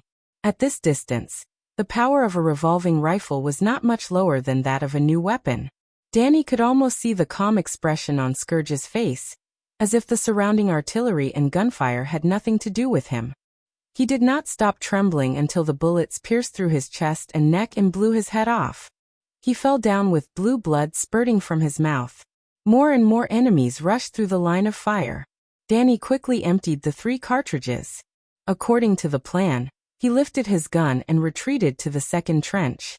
When he followed his teammates into the entrance of the longitudinal trench, a black shadow fell from the sky. He saw a Scourge jump high over the barbed wire in front of the trench and slash at him with a big sword. Run! He grabbed Malt behind him and pulled him into his arms. A loud bang. Danny suddenly felt the weight in his hand lighten, and he rolled back a few times. When he opened his eyes, he saw that only half of Malt's body was left in his arms. Malt looked at him and opened his mouth, but a few mouthfuls of blood gushed out. He could no longer say anything. Danny only felt a buzz in his head. He shouted and raised his rifle, but Scourge had already pounced on him. He cut off both of Danny's arms with a horizontal sweep, and then slashed at Danny's face. At that moment, Danny could even see the rough, blood-stained edge of the sword. Just when he thought he was going to die, another cold light flashed from the corner of his eyes and collided with the big sword from the bottom up, bursting out a series of sparks. This blow was so powerful that the God's Punishment warrior's weapon was sent flying. A woman appeared above the trench. Her long black hair was tied into a waist-length ponytail, and her eyes were shining with golden light. She looked like an insurmountable mountain. Scourge, who had lost his big sword, did not flinch at all. Instead, he clenched his fist and punched at her. The latter neatly knocked him to the ground, then walked up to the defenseless enemy and crushed his head with one foot. The blue-white mixture splashed on Danny's face. Go. She glanced sideways at the soldiers who were still in shock and spat out a word coldly. Then she fought with the other 2 Scourge who rushed up. This guy is hurt. Carry him away. Take Malt with you, Danny said hoarsely. He wanted to hold the little man in his arms, but his bare arms could not hold anything. He's dead. Someone shouted. Do you want to kill all of us? The teammate who followed him put his broken hand in his arms and carried him back to the trench. The lifeless Malt gradually disappeared from Danny's sight. Lightning increased her speed to the limit and once again went behind the swarm of insects and pulled the trigger. She had figured out the details of her opponent. The swarm of insects seemed to be incorporeal, but killing each insect would make the Pure Witch lose part of her magic power. This was especially true when Maggie turned into the natural enemy of locusts, the mountain swallow. She constantly swept past the swarm of insects and forced them into a ball. Then she pulled out her pistol and fired a round of vicious curses and roars. She could not hold on for much longer. Just as lightning pulled away and was about to reload, the locust suddenly changed direction and rushed to the ground. Maggie! The little girl shouted. Ow! The goshawk folded its wings and swooped down. Then a bloody mouth suddenly appeared under the swarm of insects. What is this? It's impossible. The sound of the locusts flapping their wings turned into a cry of surprise. They wanted to turn around and escape, but it was too late. Maggie swallowed the insects effortlessly.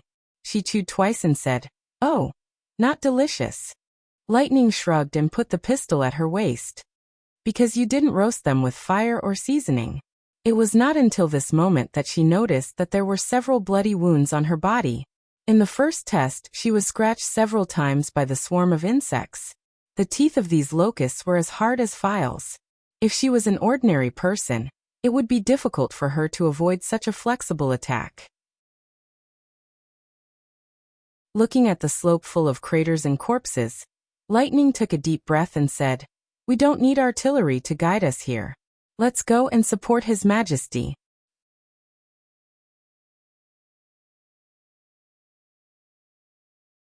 Chapter 626. This was a pure massacre. Sitting on the top floor of the tower, Nail thought to himself with his hand on the grip of the machine gun. As long as the trigger was pressed, this steel weapon would continuously spit out tongues of flame, shooting bullets at the enemy like a stream of water. The place where the muzzle was pointed would soon be covered by the net of death, and all the lives caught in it would be fragmented like a porcelain bowl falling from a table.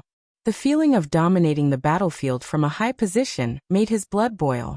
So did his comrades in the same squad. The 66th. "Look, the poor guy is falling apart." "How did you count?" "It should be the 68th.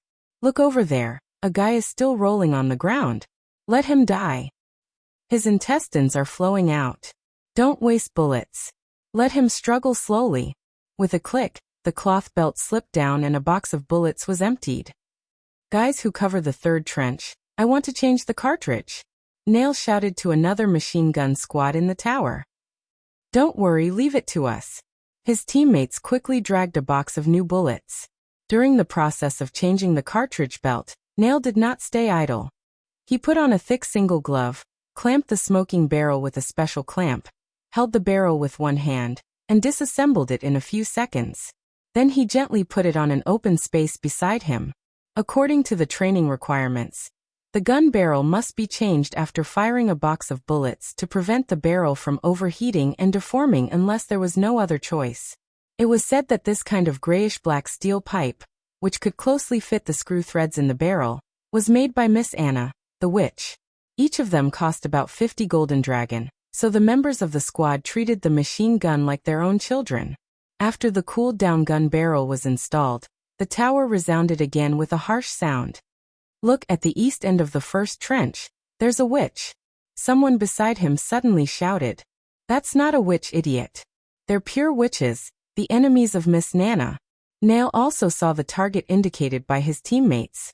The woman in the red robe had one of her legs broken by a flying bullet. She was crawling forward slowly on the ground, and there was a shallow trail of blood on the back of her robe. He aimed the muzzle at the pure witch, but he suddenly felt sorry for her and didn't press the trigger. Judging from her figure, she was probably not of age yet. "Shoot! What are you waiting for?" Just as she was hesitating, a series of sand pillars swept past her body. The struggle stopped, and blood spread from her abdomen like a small red flower. "Damn it, someone stole another spoil of war." "Stop it." The other man interrupted and patted Nail on the shoulder. "If you're tired, let me do it." He took a deep breath. "No, I'm fine." His boiling blood cooled down a little. This is a war with the church. Regardless of age, the enemy is the enemy. I'm still too weak. Nail secretly gritted his teeth and put the distracting thoughts behind him. Wait, what happened in the middle of the third trench? The observer of another team suddenly exclaimed. Did the ground collapse? Oh my God, what's that? Damn it. It's the pure witches. More than one of them. Kill them. Nail quickly turned the muzzle and saw a square pit suddenly appear in the middle of the third trench. The walls were so flat that they seemed to be cut by a knife. A woman with a black veil jumped out of the pit and stood upright with her hands behind her back. Before he could open fire, he heard a rush of wind in his ears. As soon as he turned his head, the butt of the gun hit him hard in the face. Nail suddenly felt everything went black, and he fell to the ground. Before he lost consciousness, The last thing he saw was his teammates raising their guns at him. Standing on the command platform, Roland used the telescope to observe the line of defense, which was gradually becoming clear. Some of the enemies had crossed the first 3 trenches and were breaking through to the 4th trench. However, the soldiers retreating from the front line made the firepower of the rear defensive line more and more concentrated. Under the continuous strafing of the 2 machine gun towers occupying the high ground, the offensive momentum of the God's Punishment Army was obviously declining. According to this trend, it was impossible for them to reach the remaining 5 trenches and artillery positions. Because the firepower on the ground was too fierce, many of the church's soldiers had moved into the trenches. The First Army would inevitably establish blocking points at the exit of each section of the longitudinal trench, according to the plan. In this way, the enemy's advancing speed would be greatly reduced, and the speed advantage of the God's Punishment Army would no longer be obvious. At this moment, the Judgment Army gradually entered the battlefield. This army had suffered heavy losses under the attack of the Longsong cannons, but it had not yet collapsed, which was really beyond Roland's expectation. As for being able to enter the battle immediately, it was nothing more than the pill of madness. However, compared with the God's Punishment Army, the threat of the Judgment Army was obviously much lower. The pill of madness could not make people immune to fear. When the Judgment Army was baptized by the field artillery and machine guns, even the will of God would not be able to save them. It had to be said that the biggest contributors to this battle were the 8 Mark I-type heavy machine guns placed in the bunkers and towers on the flanks of the position.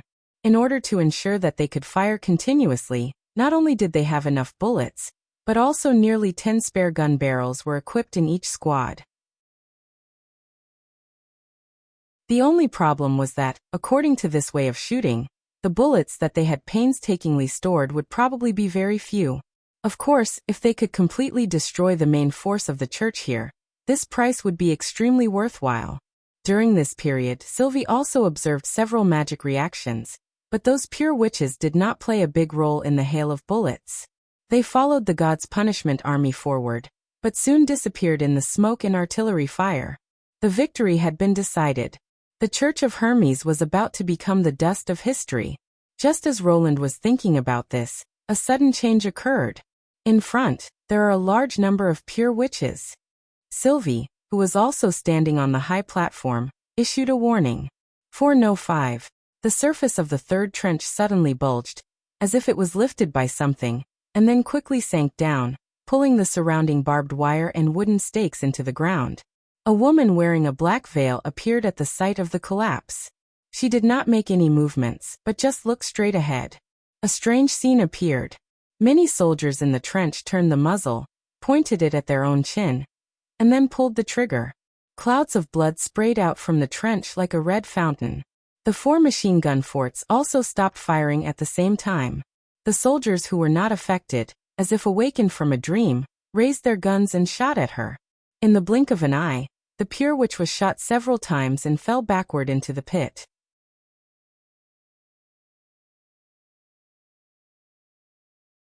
Chapter 627. Lady Zero, Margie can't hold on much longer. Vanilla turned his head and said worriedly, "Let's wait a little longer." Zero looked up with a gloomy face. Although they were underground, the dome was bright. She saw the God's Punishment Army moving forward along the crisscross tunnels, nibbling away at the enemy's position little by little. However, it was obvious that their progress was getting slower and slower. Every pass was guarded by a large number of soldiers, and the straight tunnels were almost unavoidable. While throwing spears, they would inevitably be shot down by snow powder weapons, so they could only rely on the number of soldiers to fill the gaps between the ditches. Many of the pits were already filled with blue blood. As for the ground, it was even more difficult to move forward. Although Scourge could jump over the unbreakable barbed wire, he would still be exposed to the enemy's firepower, especially in the 4 sentry towers behind the line of defense, where the deadly fire almost never stopped. Perhaps the 3rd ditch was the limit of the God's Punishment Army. Damn it, I didn't expect things to be in such a deadlock. She had made ample preparations for this day to come. For example, she had found the location of Roland Wimbledon. The peace talk of the emissary delegation was just a pretense. It would be better if she could see him, but it didn't matter if she couldn't. The letter written in the name of the Pope revealed some secrets about the Church and the battle of divine will. This sounded like a fairy tale, and others might laugh it off, but the name of the Pope was a guarantee. Moreover, the contents of her letter were all true. Even if Roland had witches who could distinguish the authenticity of the letter from the handwriting, he would not be able to find any clues. The surface of the letter was smeared with a special powder. It was an alchemy product developed by the pivotal secret agency, and it could emit a smell that ordinary people could not detect. Every time someone touched the paper, the smell would accumulate and soak into the skin, which could not be removed even with water. Zero firmly believed that they would be sent to Roland one after another. No ruler would not be interested in such a shocking secret, and it was impossible for them to casually show the letter to other people. In this way, the smell on his body must be the strongest among all of them. Although he looked no different from an ordinary person, to Vanilla's nose, this smell was the most eye-catching beacon. When Vanilla used her ability, she could smell a lot of strange smells. According to her, a month of blood still emitted a faint stench, and when animals were in heat, she could also detect the strange smell on their skin. At this moment, Roland was only 1,000 steps away from them. Secondly, considering that there might be witches in the enemy camp who could observe magic power, Zero did not hesitate to use the God's Punishment Army and the Judgment Army to attract all the attention of the Grey Castle defense line. She even sacrificed some of the less important pure witches. The real decisive battle was hidden deep underground, and relied on Maggie's magic arc to travel between the rock strata. The final person to break the stalemate was the Black Veil Saint. As one of the 3 pure witches of the highest rank in the Holy City, valued by His Holiness O'Brien, her ability was like the arrival of the Grim Reaper to unprotected mortals. Before adulthood, anyone who looked into her eyes would sincerely feel fear from the bottom of their hearts. After adulthood, this ability was further strengthened. As long as people looked into her eyes, they would be deprived of their minds by fear, and they would kill themselves or hurt people around them in crazy and frightening delusions. At the same time, the branch ability awakened by the Black Veil Saint was also extremely powerful. She could not only create fear by looking into the eyes of others, but also create illusions that were indistinguishable from reality. Although she could only affect one person at a time, she could play a miraculous role at the critical moment. This was because of the Black Veil Saint's ability that Archbishop Tayfun never doubted the Pope's order. Under the gaze of the Eyes of Death, it was not surprising that she could defeat Roland's army in one fell swoop. Everything seemed to be going well until the start of the war, when Zero found that she had still miscalculated. She did not expect that she still underestimated the power of the snow powder weapon. Roland's weapon unexpectedly launched an attack from 10 miles away. The mountain road was shrouded in thick smoke and flames. The Church's army was hit head-on, even before it came into contact with the defense line. After turning to attack the position, she found that the situation of the God's Punishment Army was not much better. These seemingly shallow trenches were actually more difficult to deal with than the towering city wall. The warriors seized the horizontal trenches one by one against the flying projectiles. However, they did not expect that the enemy did not care about the loss of the front line at all. They orderly retreated, giving way to the God's Punishment Army who had paid a heavy price to approach, and then continued to rely on the follow-up channels to block the warriors' actions. During this time, Zero even saw a supernatural being. Maggie's magic arc could not be maintained forever, and the momentum of the God's Punishment Army was getting weaker and weaker. However, the current situation was still far from her original expectation. According to Isabella's perception, less than half of the enemies were wearing God's stones. If she wanted as many people as possible to see her, she had to gather them together. At present, the God's Punishment Army had only advanced to the 3rd trench, and the gathering situation in the remaining trenches was still too sparse. Once the Black Veil Saint was exposed to the public, the time to use her ability would be extremely limited. How many people could pay attention to her within 1 or 2 breaths? Perhaps many people would be knocked down by the snow powder weapons before they came to their senses. Your Holiness, the Ark is about to collapse. Maggie's face was covered with sweat, and her voice was trembling slightly. Obviously, the overuse of magic power was a great burden on her. At the same time, cracks appeared on the four walls of the space, and the dome began to dim. Zero knew that she had to make a choice. In other words, she had no other choice at all. Float up and act according to the plan. Maggie took a deep breath and began to control the ark to quickly approach the ground. At the moment when the ark rushed out of the ground, the magic power instantly dissipated, and the pungent smell of smoke, dull continuous roars, and the smell of blood suddenly filled the surroundings. The Black Veil Saint looked back at Zero deeply, and then jumped out of the square pit formed by the ark. It was foreseeable that this would be the last time she would serve the church. The battlefield suddenly became quiet, as if an invisible giant hand had pinched everyone's throat. "Isabella!" Zero shouted. "Activate Infinity!" After a few crisp sounds, a few flowers of blood bloomed behind the Black Veil Saint, and then she fell back to the bottom of the pit like a rootless leaf. Isabella clenched her teeth and held the sigil in her hand. The black translucent magic stone suddenly emitted a dark luster, as if it absorbed the surrounding sunlight. An invisible ripple spread from here. Under the effect of infinity, it quickly spread throughout the entire battlefield. The amplitude of the ripple was exactly the same as that of the god's stone worn by Roland, but in the opposite direction. Under the influence of this ripple, the black hole formed by the high-quality god's stone disappeared without a trace. Almost at the same time, Zero turned into a ray of light and rushed to the King of Grey Castle, who was thousands of steps away. The moment she flew out of the pit, she looked down at the entire battlefield from a high vantage point. Hundreds of mortal soldiers collapsed in the pit. Shock and fear on the faces of the enemies. The Transcendent was closing in quickly. The Judgment Army who took this opportunity to charge. Everything seemed to stop until the deadly fire on the sentry tower appeared again, and the flow of time on the battlefield resumed. The sounds of fighting, roaring, crying, and the explosion of snow powder intertwined, forming a shocking ode. As she got closer and closer to the high platform, she saw the gray-haired prince and God's smile. Nightingale clearly witnessed this strange change. In the world of black and white fog, the magic radiance of the shadow was extremely eye-catching. It was like a hazy cyclone, rushing to the rear of the camp at an extremely fast speed. She knew that this was the last and most fatal blow of the pure witch. "Protect His Majesty." Shavi stretched out her hand and propped up a wide magic barrier, which was enough to cover the entire high platform. She summoned her magic longbow and shot an arrow of light that was as dazzling as the sun at the dim light.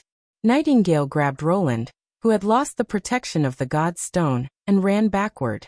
No matter what the dim light was, it was obviously coming for His Majesty. However, it was moving too fast. In the blink of an eye, the dim light passed through the arrow of light and the magic barrier, catching up with the two unhindered. Even the fog could not block its tracking. Nightingale pushed Roland away without hesitation and rushed toward the dim light. Unfortunately, her last effort was of no use. Everything happened in a flash. The dim light penetrated her body and directly entered Roland's. "No!" She let out a heart-wrenching cry.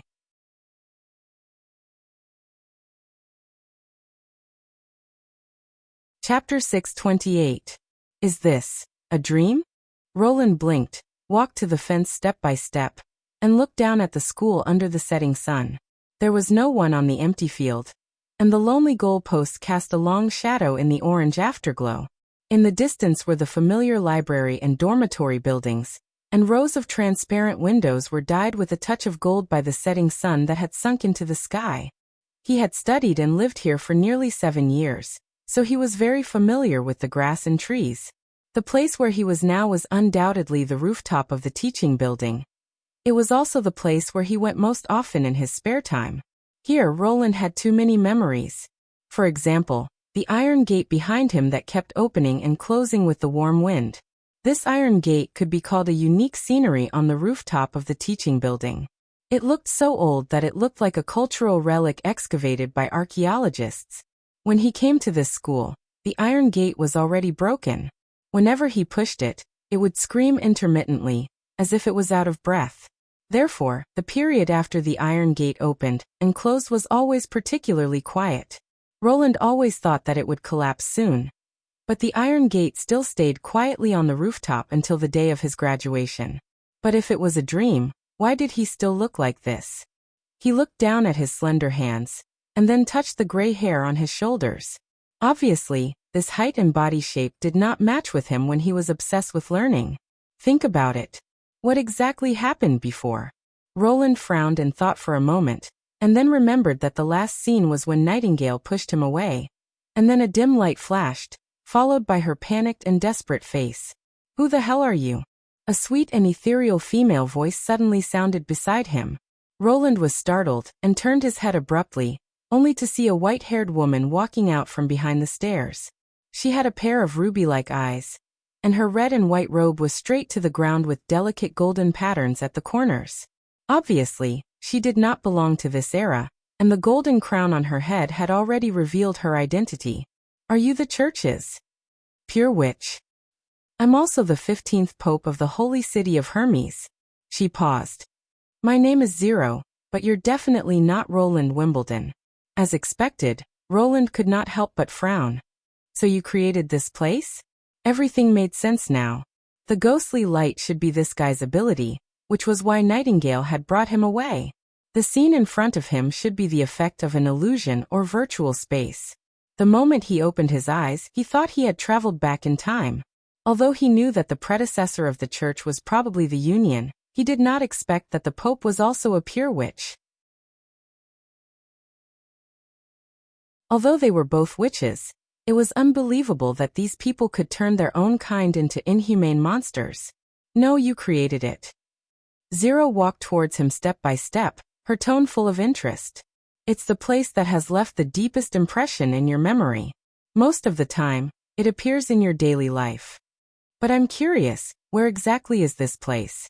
The fourth prince of Grey Castle would never live in a place like this." "Why should I tell you?"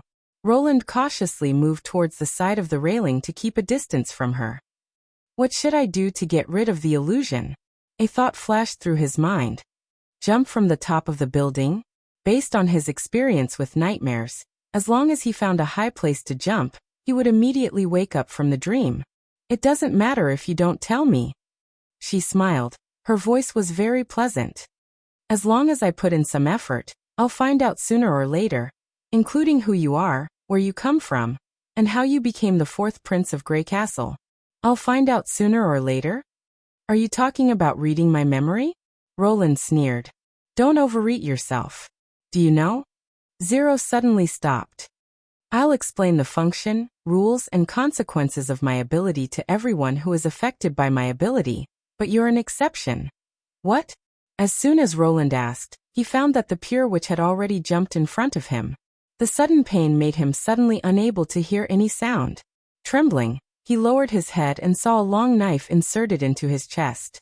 Roland wanted to open his mouth and shout, but no sound came out. His lungs had been completely destroyed, and even when he opened and closed his chest, he could not squeeze any air into his throat. The severe pain was like an electric current running through his whole body. He would rather die immediately than endure it for another second. "Because I don't like anything that I can't understand." The other end of the knife hilt was Zero's nonchalant face. The blood that gushed out had already soaked half of her body. Due to the lack of oxygen and the brain's self-protective fainting, Roland's consciousness quickly blurred. The next second, he was still standing at the side of the railing, his body intact. The pure witch was also standing a few meters away from him, as if she had never left the place. "What's going on?" Roland gasped for breath. "Illusion?"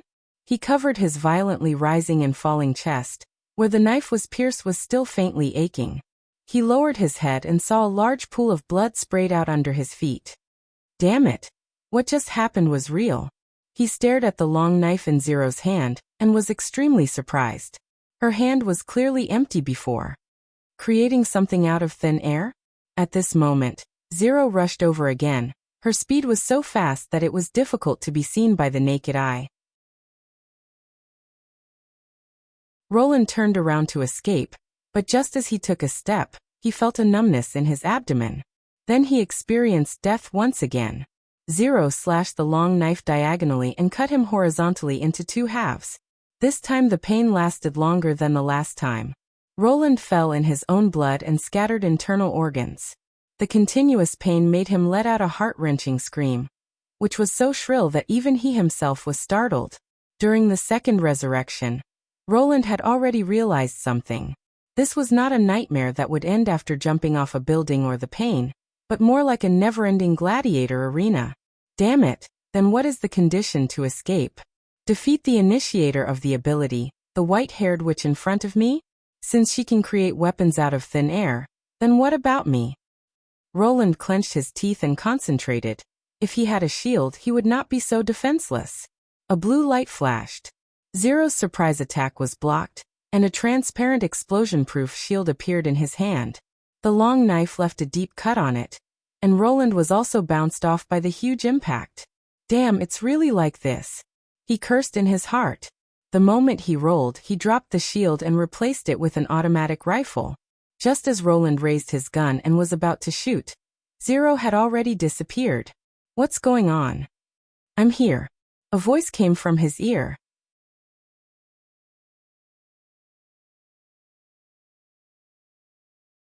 Chapter 629. I have to admit that I'm surprised by your ability to comprehend. Zero walked up to him and squatted down. You're the first person who can comprehend this and counterattack without any explanation. The pure witch picked up the rifle on the ground and held it in her hands to carefully examine it for a moment. Rare materials, exquisite processing techniques. Is this also a snow powder weapon? What you've created is indeed terrifying, but it doesn't pose much of a threat to me. I've been carefully observing the entire battle. Whether it's the slender pipes in the tunnels or the thick iron pipes behind the camp, they mostly depend on the operator, but you can't even see my movements clearly. She shook her head and said, over the years I've devoured countless warriors, including an extraordinaire. You won't be able to defeat me. Suddenly, a green plastic box appeared between them. A huge explosion instantly resounded through the roof, shattering the classroom glass, and even blowing a hole in the entire floor. The sweeping airflow overturned the dilapidated iron door of the stairwell to the ground. It's not that I have a strong ability to comprehend, but your stage setting is too clumsy. Roland reappeared in a corner of the rooftop. He gasped for breath, the sharp pain just now still fresh in his memory. Only now did he know how those guys who had their limbs cut off felt before they died. He could not bear it anymore, so he created a bag of explosives and blew himself and Zero into pieces at the same time. Clumsy. The newborn Zero raised her eyebrows and said, "This is your memory.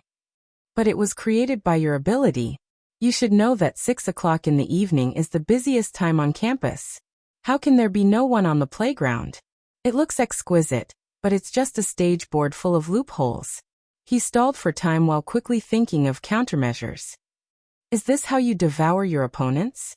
Force them to despair, admit defeat, and then obediently offer their knowledge and skills to you? The pure witch's skills were somewhat similar to those of an extraordinary. At least, he had only seen this kind of explosive power and speed from ashes. It was difficult to hit her with an ordinary gun. Only a powerful explosive could hurt her, although he himself could not escape from the range of the explosion. But was it really that simple? After 3 resurrections, Roland felt sweat oozing from his back, and his heartbeat was much faster than before. His physical strength was obviously declining, as if he had just finished a lap around the playground. Is there a limit to the number of gladiator fights? If that's the case, the method of creating a bunch of explosives to blow the whole building up into the sky wouldn't work. At present, the score was already 1-3. He had to find a way to reverse the disadvantage as soon as possible. There was no doubt that he needed a weapon that could both attack and defend. Zero tilted her head and said, "The process of death is a kind of torment for anyone. Even if you give up, it's a wise move." "Save that for yourself," Roland roared. Iron Man. In an instant, a red metal armor appeared in front of him. He walked behind the armor and muttered in his heart, "Start the sequence." However, other than the narrow video that appeared in front of the helmet, the armor did not seal itself, and no artificial intelligence responded to his call. Before Roland could get up, Zero had already cut his neck with the blade. The whole world suddenly turned upside down. He saw his body kneeling down powerlessly, and then he was shrouded in darkness. The whole world suddenly turned upside down. He saw his body kneeling down powerlessly, and then he was shrouded in darkness. If you want to create a plate armor, you have to at least put some joints on it. The Pure Witch knocked on the hollow battle suit. Although I don't think this kind of hollow and thin iron sheet is very useful. Roland's heart suddenly sank after his fourth resurrection. Although the death just now was not painful, he had realized a harsh reality. Even if he created something he did not understand the principle of, it would only be an empty shell. For example, the display screen on the visor was just a simple camera. Damn it, I can only use a stupid method. While the other party was still figuring out the metal suit, several steel plates up to 10 centimeters thick appeared out of thin air and fell beside him, forming a pillbox that could only accommodate one person. A protected remote control weapon station rose from the top of the pillbox. It was equipped with a 40mm howitzer machine gun. Roland dived into it, locked the entrance, and controlled the weapon station to fire at the Pure Witch. This time it was finally effective. Even if Zero once again approached the fortress, she would not be able to avoid the AoE rifle grenades.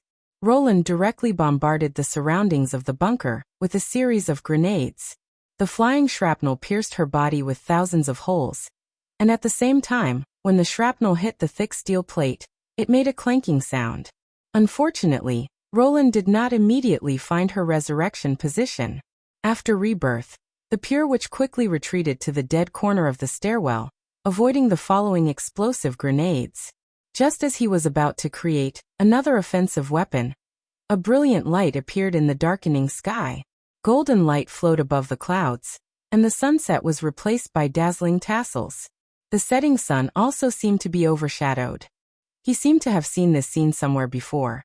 In an instant, countless golden thunder fell on the roof of the teaching building, and instantly engulfed Roland's figure. After the fifth death, he looked like a person who had been fished out of the water. His whole body was soaked in cold sweat, and the muscles in his calves and arms could not stop twitching. The pillbox had been completely melted by the sigil of God's will, but there was not much damage except for the scorched ground. It could only be said that magic power still worked in this battle, and it was unreasonable. Give up. Unexpectedly, Zero did not press forward. Your spirit is almost at its limit. There's not much meaning in the following battles. You won't get anything except endless pain. Roland clenched his teeth and forced himself not to fall. She could obviously follow up with another attack, so why did she repeatedly ask him to give up? Was it different for her to be killed after using up the number of times and to surrender? You should now understand that both creation and death will consume your spirit, and the exhaustion of your spirit means failure. Everyone's spirit strength is different, and it's already beyond my expectation that you can persist until now. She spread out her hands and said, by the way, I have experienced more than 200 years, and if the time in the soul battlefield is included, I'm afraid it will be twice as long. In other words, my spirit is enough to support me to withstand hundreds of deaths, and your efforts will only make you more desperate. Hundreds of deaths. Is she bluffing or telling the truth? But looking at her skillful and easy manner, Roland faintly felt that she was not lying.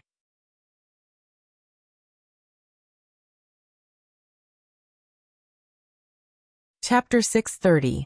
The experience gained from sacrificing 5 lives made Roland realize that the biggest difference between them was the individual. A powerful weapon could easily affect him, while a fixed fortress would become a target of the sigil of God's will.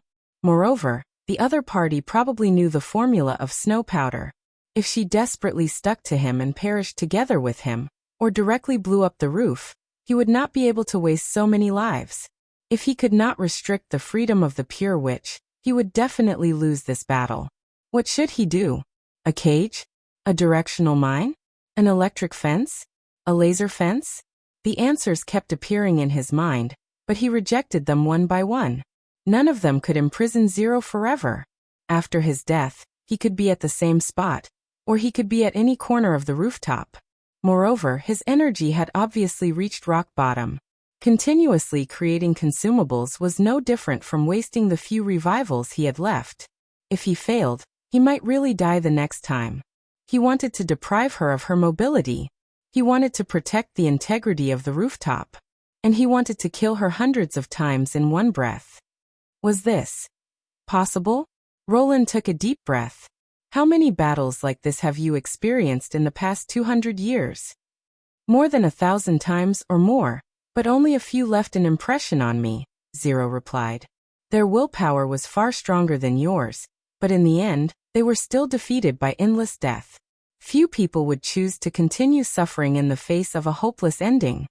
She paused for a moment. Do you still want to do what you did before? My hope is indeed low. I just want to satisfy my curiosity before everything ends. Have you ever failed in more than 1,000 battles? If I had failed, I wouldn't be standing here. Why? Roland slowly sat down, conserving the little physical strength he had left. Has no one ever imagined a magma or a deep sea that could defeat you with a stronger spirit before you obtain such a huge amount of spiritual power? This isn't a new idea, but unfortunately, no one has been able to do it. Zero walked up to him and said, just changing the place we're standing on would consume as much spiritual power as death. And you want to change the whole world? Only God can do it. There is no God in my world, he said regretfully. So you've decided to give up? The Pure Witch lifted his chin. Then surrender to me and belong to me. I'm sorry, Roland smiled and held Zero's shoulders with both hands. He then gave her a gentle push and said, I want to try again. Zero stood up and pulled out her weapon, only to find that the distance between them was constantly widening. Her expression changed and she wanted to rush over, but she soon noticed that no matter how hard she tried, she could not move forward. Even if she ran at full speed, her body was still sliding backward. Zero lowered her head. The rooftop floor under her feet had become as smooth as a mirror. However, contrary to her common sense, even though the ground was so slippery, she did not slip. No matter what it did, its body remained motionless, as if it was nailed to the ground. It seems that your amazing mobility is no longer useful, Roland said. Without the support of friction, even a monster like you can't move forward. What did you do? Zero crouched down and tried to use her hands and feet, but she couldn't slow down or change direction. 09 small, say net. I just made a small change to the battlefield. He changed to a more comfortable sitting position. It seems that as long as the change in appearance isn't too big, the consumption of spiritual power to change the environment won't be too excessive. By the way, have you heard of the law of inertia? Inertia? When an object is not acted upon by an external force, it will remain stationary, or moving at a constant speed in a straight line. Of course, you can also call it Newton's first law. While speaking, Roland crashed into the railing of the rooftop and stopped. Then the ground under his feet changed dramatically. Steel frames grew out of the ground and continuously extended toward the sky. Then flaky metal covers followed and wrapped these pitch-black frames. Soon, a steel glowing with a cold light appeared behind Roland. Each layer of the steel was evenly divided into 10 rectangular units. From afar, it looked like an elongated Rubik's cube. A black hollow steel pipe extended from the center of each rectangular unit, pointing straight at Zero, who was still sliding at a constant speed. Now it's my turn. Zero had already realized that something was wrong. She raised her long sword high and the golden light flashed again. But this time, Roland was faster. Nearly 100 steel pipes roared at the same time. The burning gunpowder instantly heated the air to more than 1,000 degrees. The high pressure generated by the rapidly expanding air pushed the shells in the steel pipes out of the pipes and toward the Pure, which at a speed of 1,900 meters per second. The deafening roar seemed to light up the roof of the teaching building. The campus that had just fallen into the darkness of night was instantly illuminated, as if it was daytime. Hundreds of billions of turrets, trillions of starlight. The night sky was lit up by fireflies fluttering their wings. Dense spots of light dragged a dazzling trail in the dark night. intersecting and pouring down on the position indicated by the forerunner. The fireflies tried hard to flap their wings, and made a sharp whistling sound, as if they were announcing their arrival to the world. Then they crashed to the ground. At that moment, the light of the fireflies was magnified tens of thousands of times. Their bodies turned into scorching fragments and scattered in all directions. Accompanied by this dazzling light was a tearing explosion that echoed with the whistling sound in the sky. However, Roland could no longer hear this sonata of metal and gunpowder. When the black square stone spouted the first flame, his eardrums had already been shattered by the high-pitched sound waves. The huge gun barrels roared under him, and the hot air made his cheeks hurt, but he was extremely carefree. Standing on the square stone, the world had become completely different. The whole rooftop was like divided into an equal chessboard. Each square had a cannon pouring into it. He saw the pure which was lifted up by the airflow of the explosion, and rolled up and down like a fallen leaf in a storm. Under the cover of gunfire, no life could survive. When she was reborn, the fireflies of death would follow and engulf her again. She was also unable to dodge. There was no friction on the ground. She couldn't even change the direction of her movement. She could only watch helplessly as the countless light spots dragged long trails of flames as they whistled and fell in front of her. "This is impossible," Zero shouted in disbelief. "You can't create something that doesn't exist out of thin air. This kind of thing can't exist at all." After the baptism of countless gunfire, the ground was still as clean as new without a trace of scratch, as if the fireflies flying all over the sky had nothing to do with it. Smoother than a mirror and harder than steel. This kind of thing could not exist at all. The pure witch screamed hysterically. Even if he could not hear her voice, Roland could guess how she felt. He really could not turn himself into a Superman, but he could create a power no less than that of a Superman. He changed the distance between atoms on the surface of the ground. The atoms relied on strong interaction to stick close to each other, like soldiers lined up in a neat row. Such a surface was almost absolutely smooth and had incredible strength. The diamond structure of the tetrahedron was as soft as water in front of it. Zero's movement was completely confined. She could not run, could not dodge, and could only move up and down with the gunfire.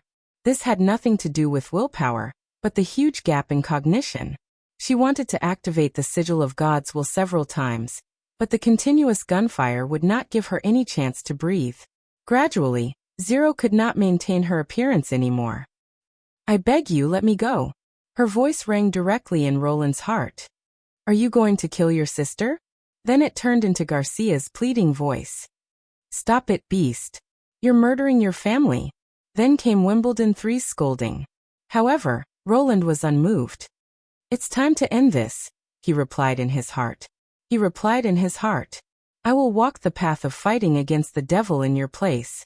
Rest in peace." "No, I won't let you go." With Zero's hissing roar, a dazzling blue light instantly lit up the entire night sky.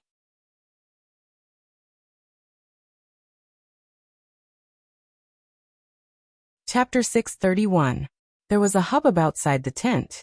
Nail, who was lying on the mattress in a daze, turned his head and saw that a corner of the thick curtain was lifted. Iron Axe bent over and entered the tent. "Commander, Commander." He did not expect that the commander-in-chief of the First Army would come to visit him, so he quickly sat up straight and saluted. "No need to be so polite."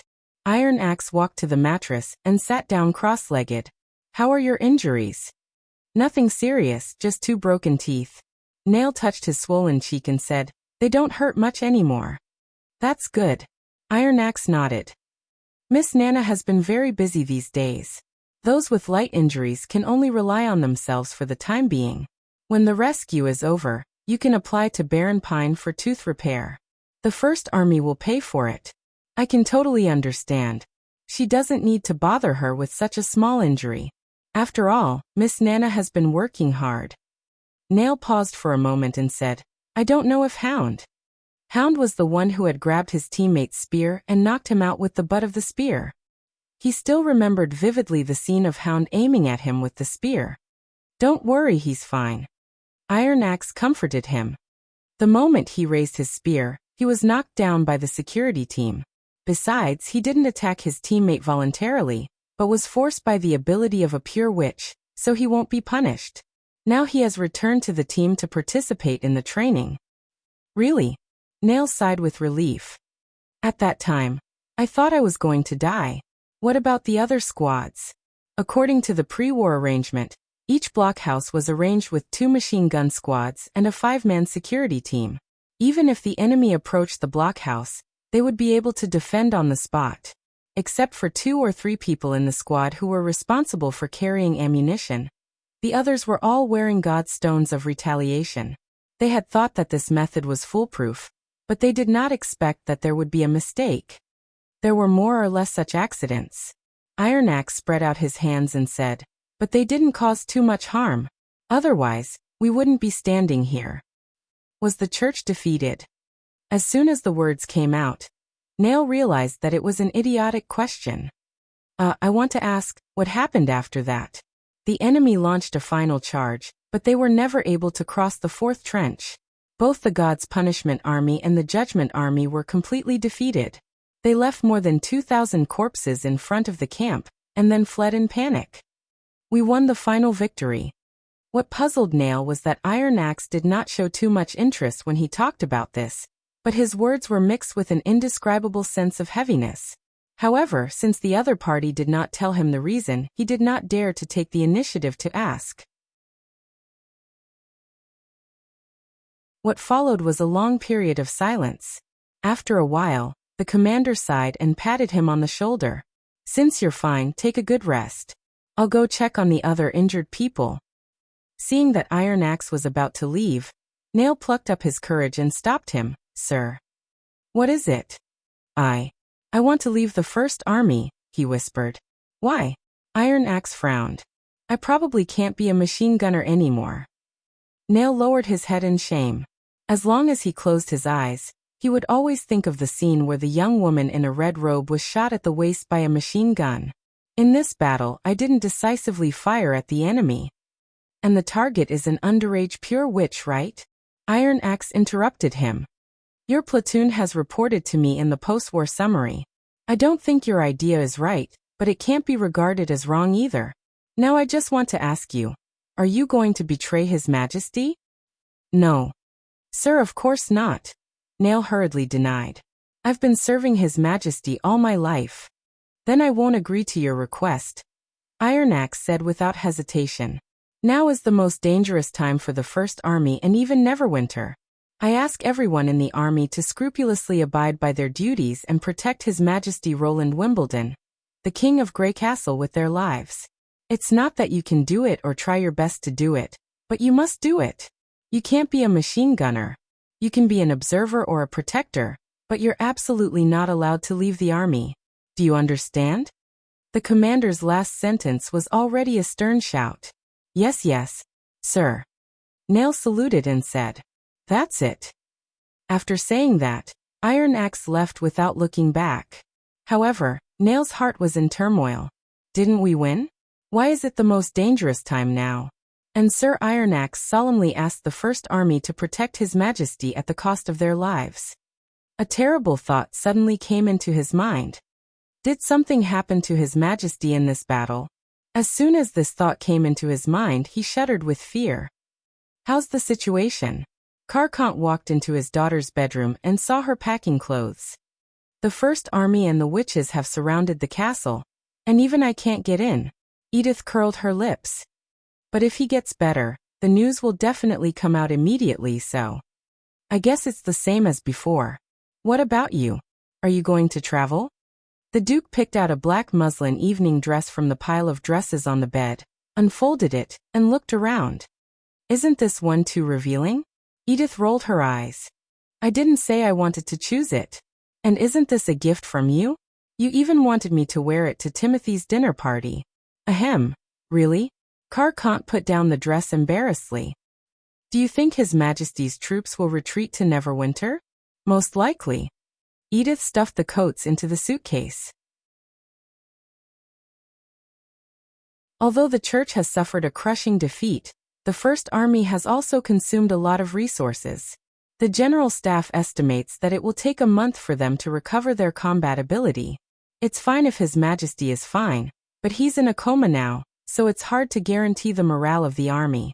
At this time, Iron Axe will absolutely not dare to continue to attack the Holy City.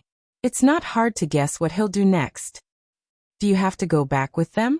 Carcant was a little worried. If something really happens to His Majesty, the kingdom may fall into civil strife. It's safer to stay in the northern region. That's why I have to go to Neverwinter. The Pearl of the Northern region straightened up and fluttered her long hair behind her back. That place has become a new starting point for the kingdom. It doesn't matter whether Roland is there or not. His coma is both a challenge and an opportunity for the Kant family. The Duke could not help but gasp. Do you want to?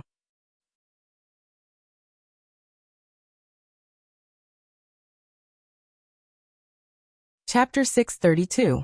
Nightingale had never felt so remorseful in her life. She used to think that as long as she stayed by Roland's side, no one would be able to hurt him. However, she was still standing in the bedroom of the castle in Deep Valley Town, with not even a scratch on her body, while Roland was lying on the bed, unconscious all day long. There was no magic reaction in his body, and his internal organs were also intact. It was neither a curse like the Seed of Peaceful Rest, nor a killing ability that directly destroyed the organs. Even the knowledgeable Agatha could not see the type of this ability and the way to break it. All kinds of conventional awakening methods had been used, but still to no avail. Roland did not respond to external stimuli. If it were not for his breathing and heartbeat, he would probably be no different from death. Now she finally understood Agatha's warning. In the face of a witch's ability, there was no absolute protection. Unfortunately, this realization came a little too late. At this moment, the sound of hurried footsteps came from outside the door. Lightning opened the door and shouted, "The Pure Witch has woken up." The witches in the room suddenly became excited. "Don't worry, it's meaningless to rush over to inquire," Vendi said. "And we still don't know her ability. For safety's sake, it's better for Miss Agatha and Nightingale to inquire about the situation first." As a senior who was deeply trusted by her sisters, her calm tone made everyone calm down a little. Nightingale took a deep breath and nodded to Vendi. "Leave it to me." During several years of life on the run, she knew that negative emotions were not good for changing the situation, especially at this critical moment. She must not escape her responsibility because of a big mistake. She must bring His Majesty back. "Let's go," Agatha sighed. When leaving the room, Nightingale could not help but look back, only to see Anna sitting motionlessly at the head of the bed. Her eyes were still staring at Roland, as if nothing else could attract her attention. The feeling of guilt became stronger. A servant's room on the first floor of the castle had been transformed into a special prison cell. Dozens of god stones of retaliation were embedded in the back of its four walls, forming layers of black holes that were stacked on top of each other, forming an isolation cage. Only by standing in the middle of the room could he activate the magic. Nightingale naturally knew who they were going to interrogate. After the battle, the soldiers of the First Army found 3 pure witches who were still alive in a square pit in Trench 3. One was exhausted, one was unconscious, and the only conscious one was shivering. Roland learned from her that there were a total of 5 pure witches hiding underground, namely Zero, Isabella, Black Veil, Maggie and Vanilla, and the last one was herself. According to Vanilla, she and Maggie were only responsible for confirming His Majesty's location and transporting the other 3 people into the battlefield. They did not know much about other matters. As for Zero, Isabella, and the Black Veil Saint, they were pure witches who were directly under the management of the Pope and had the same status as the Archbishop. Their abilities were also a secret of the Holy See, and few people knew the details. Now that the Black Veil Saint was dead and Zero had disappeared, the only breakthrough was Isabella.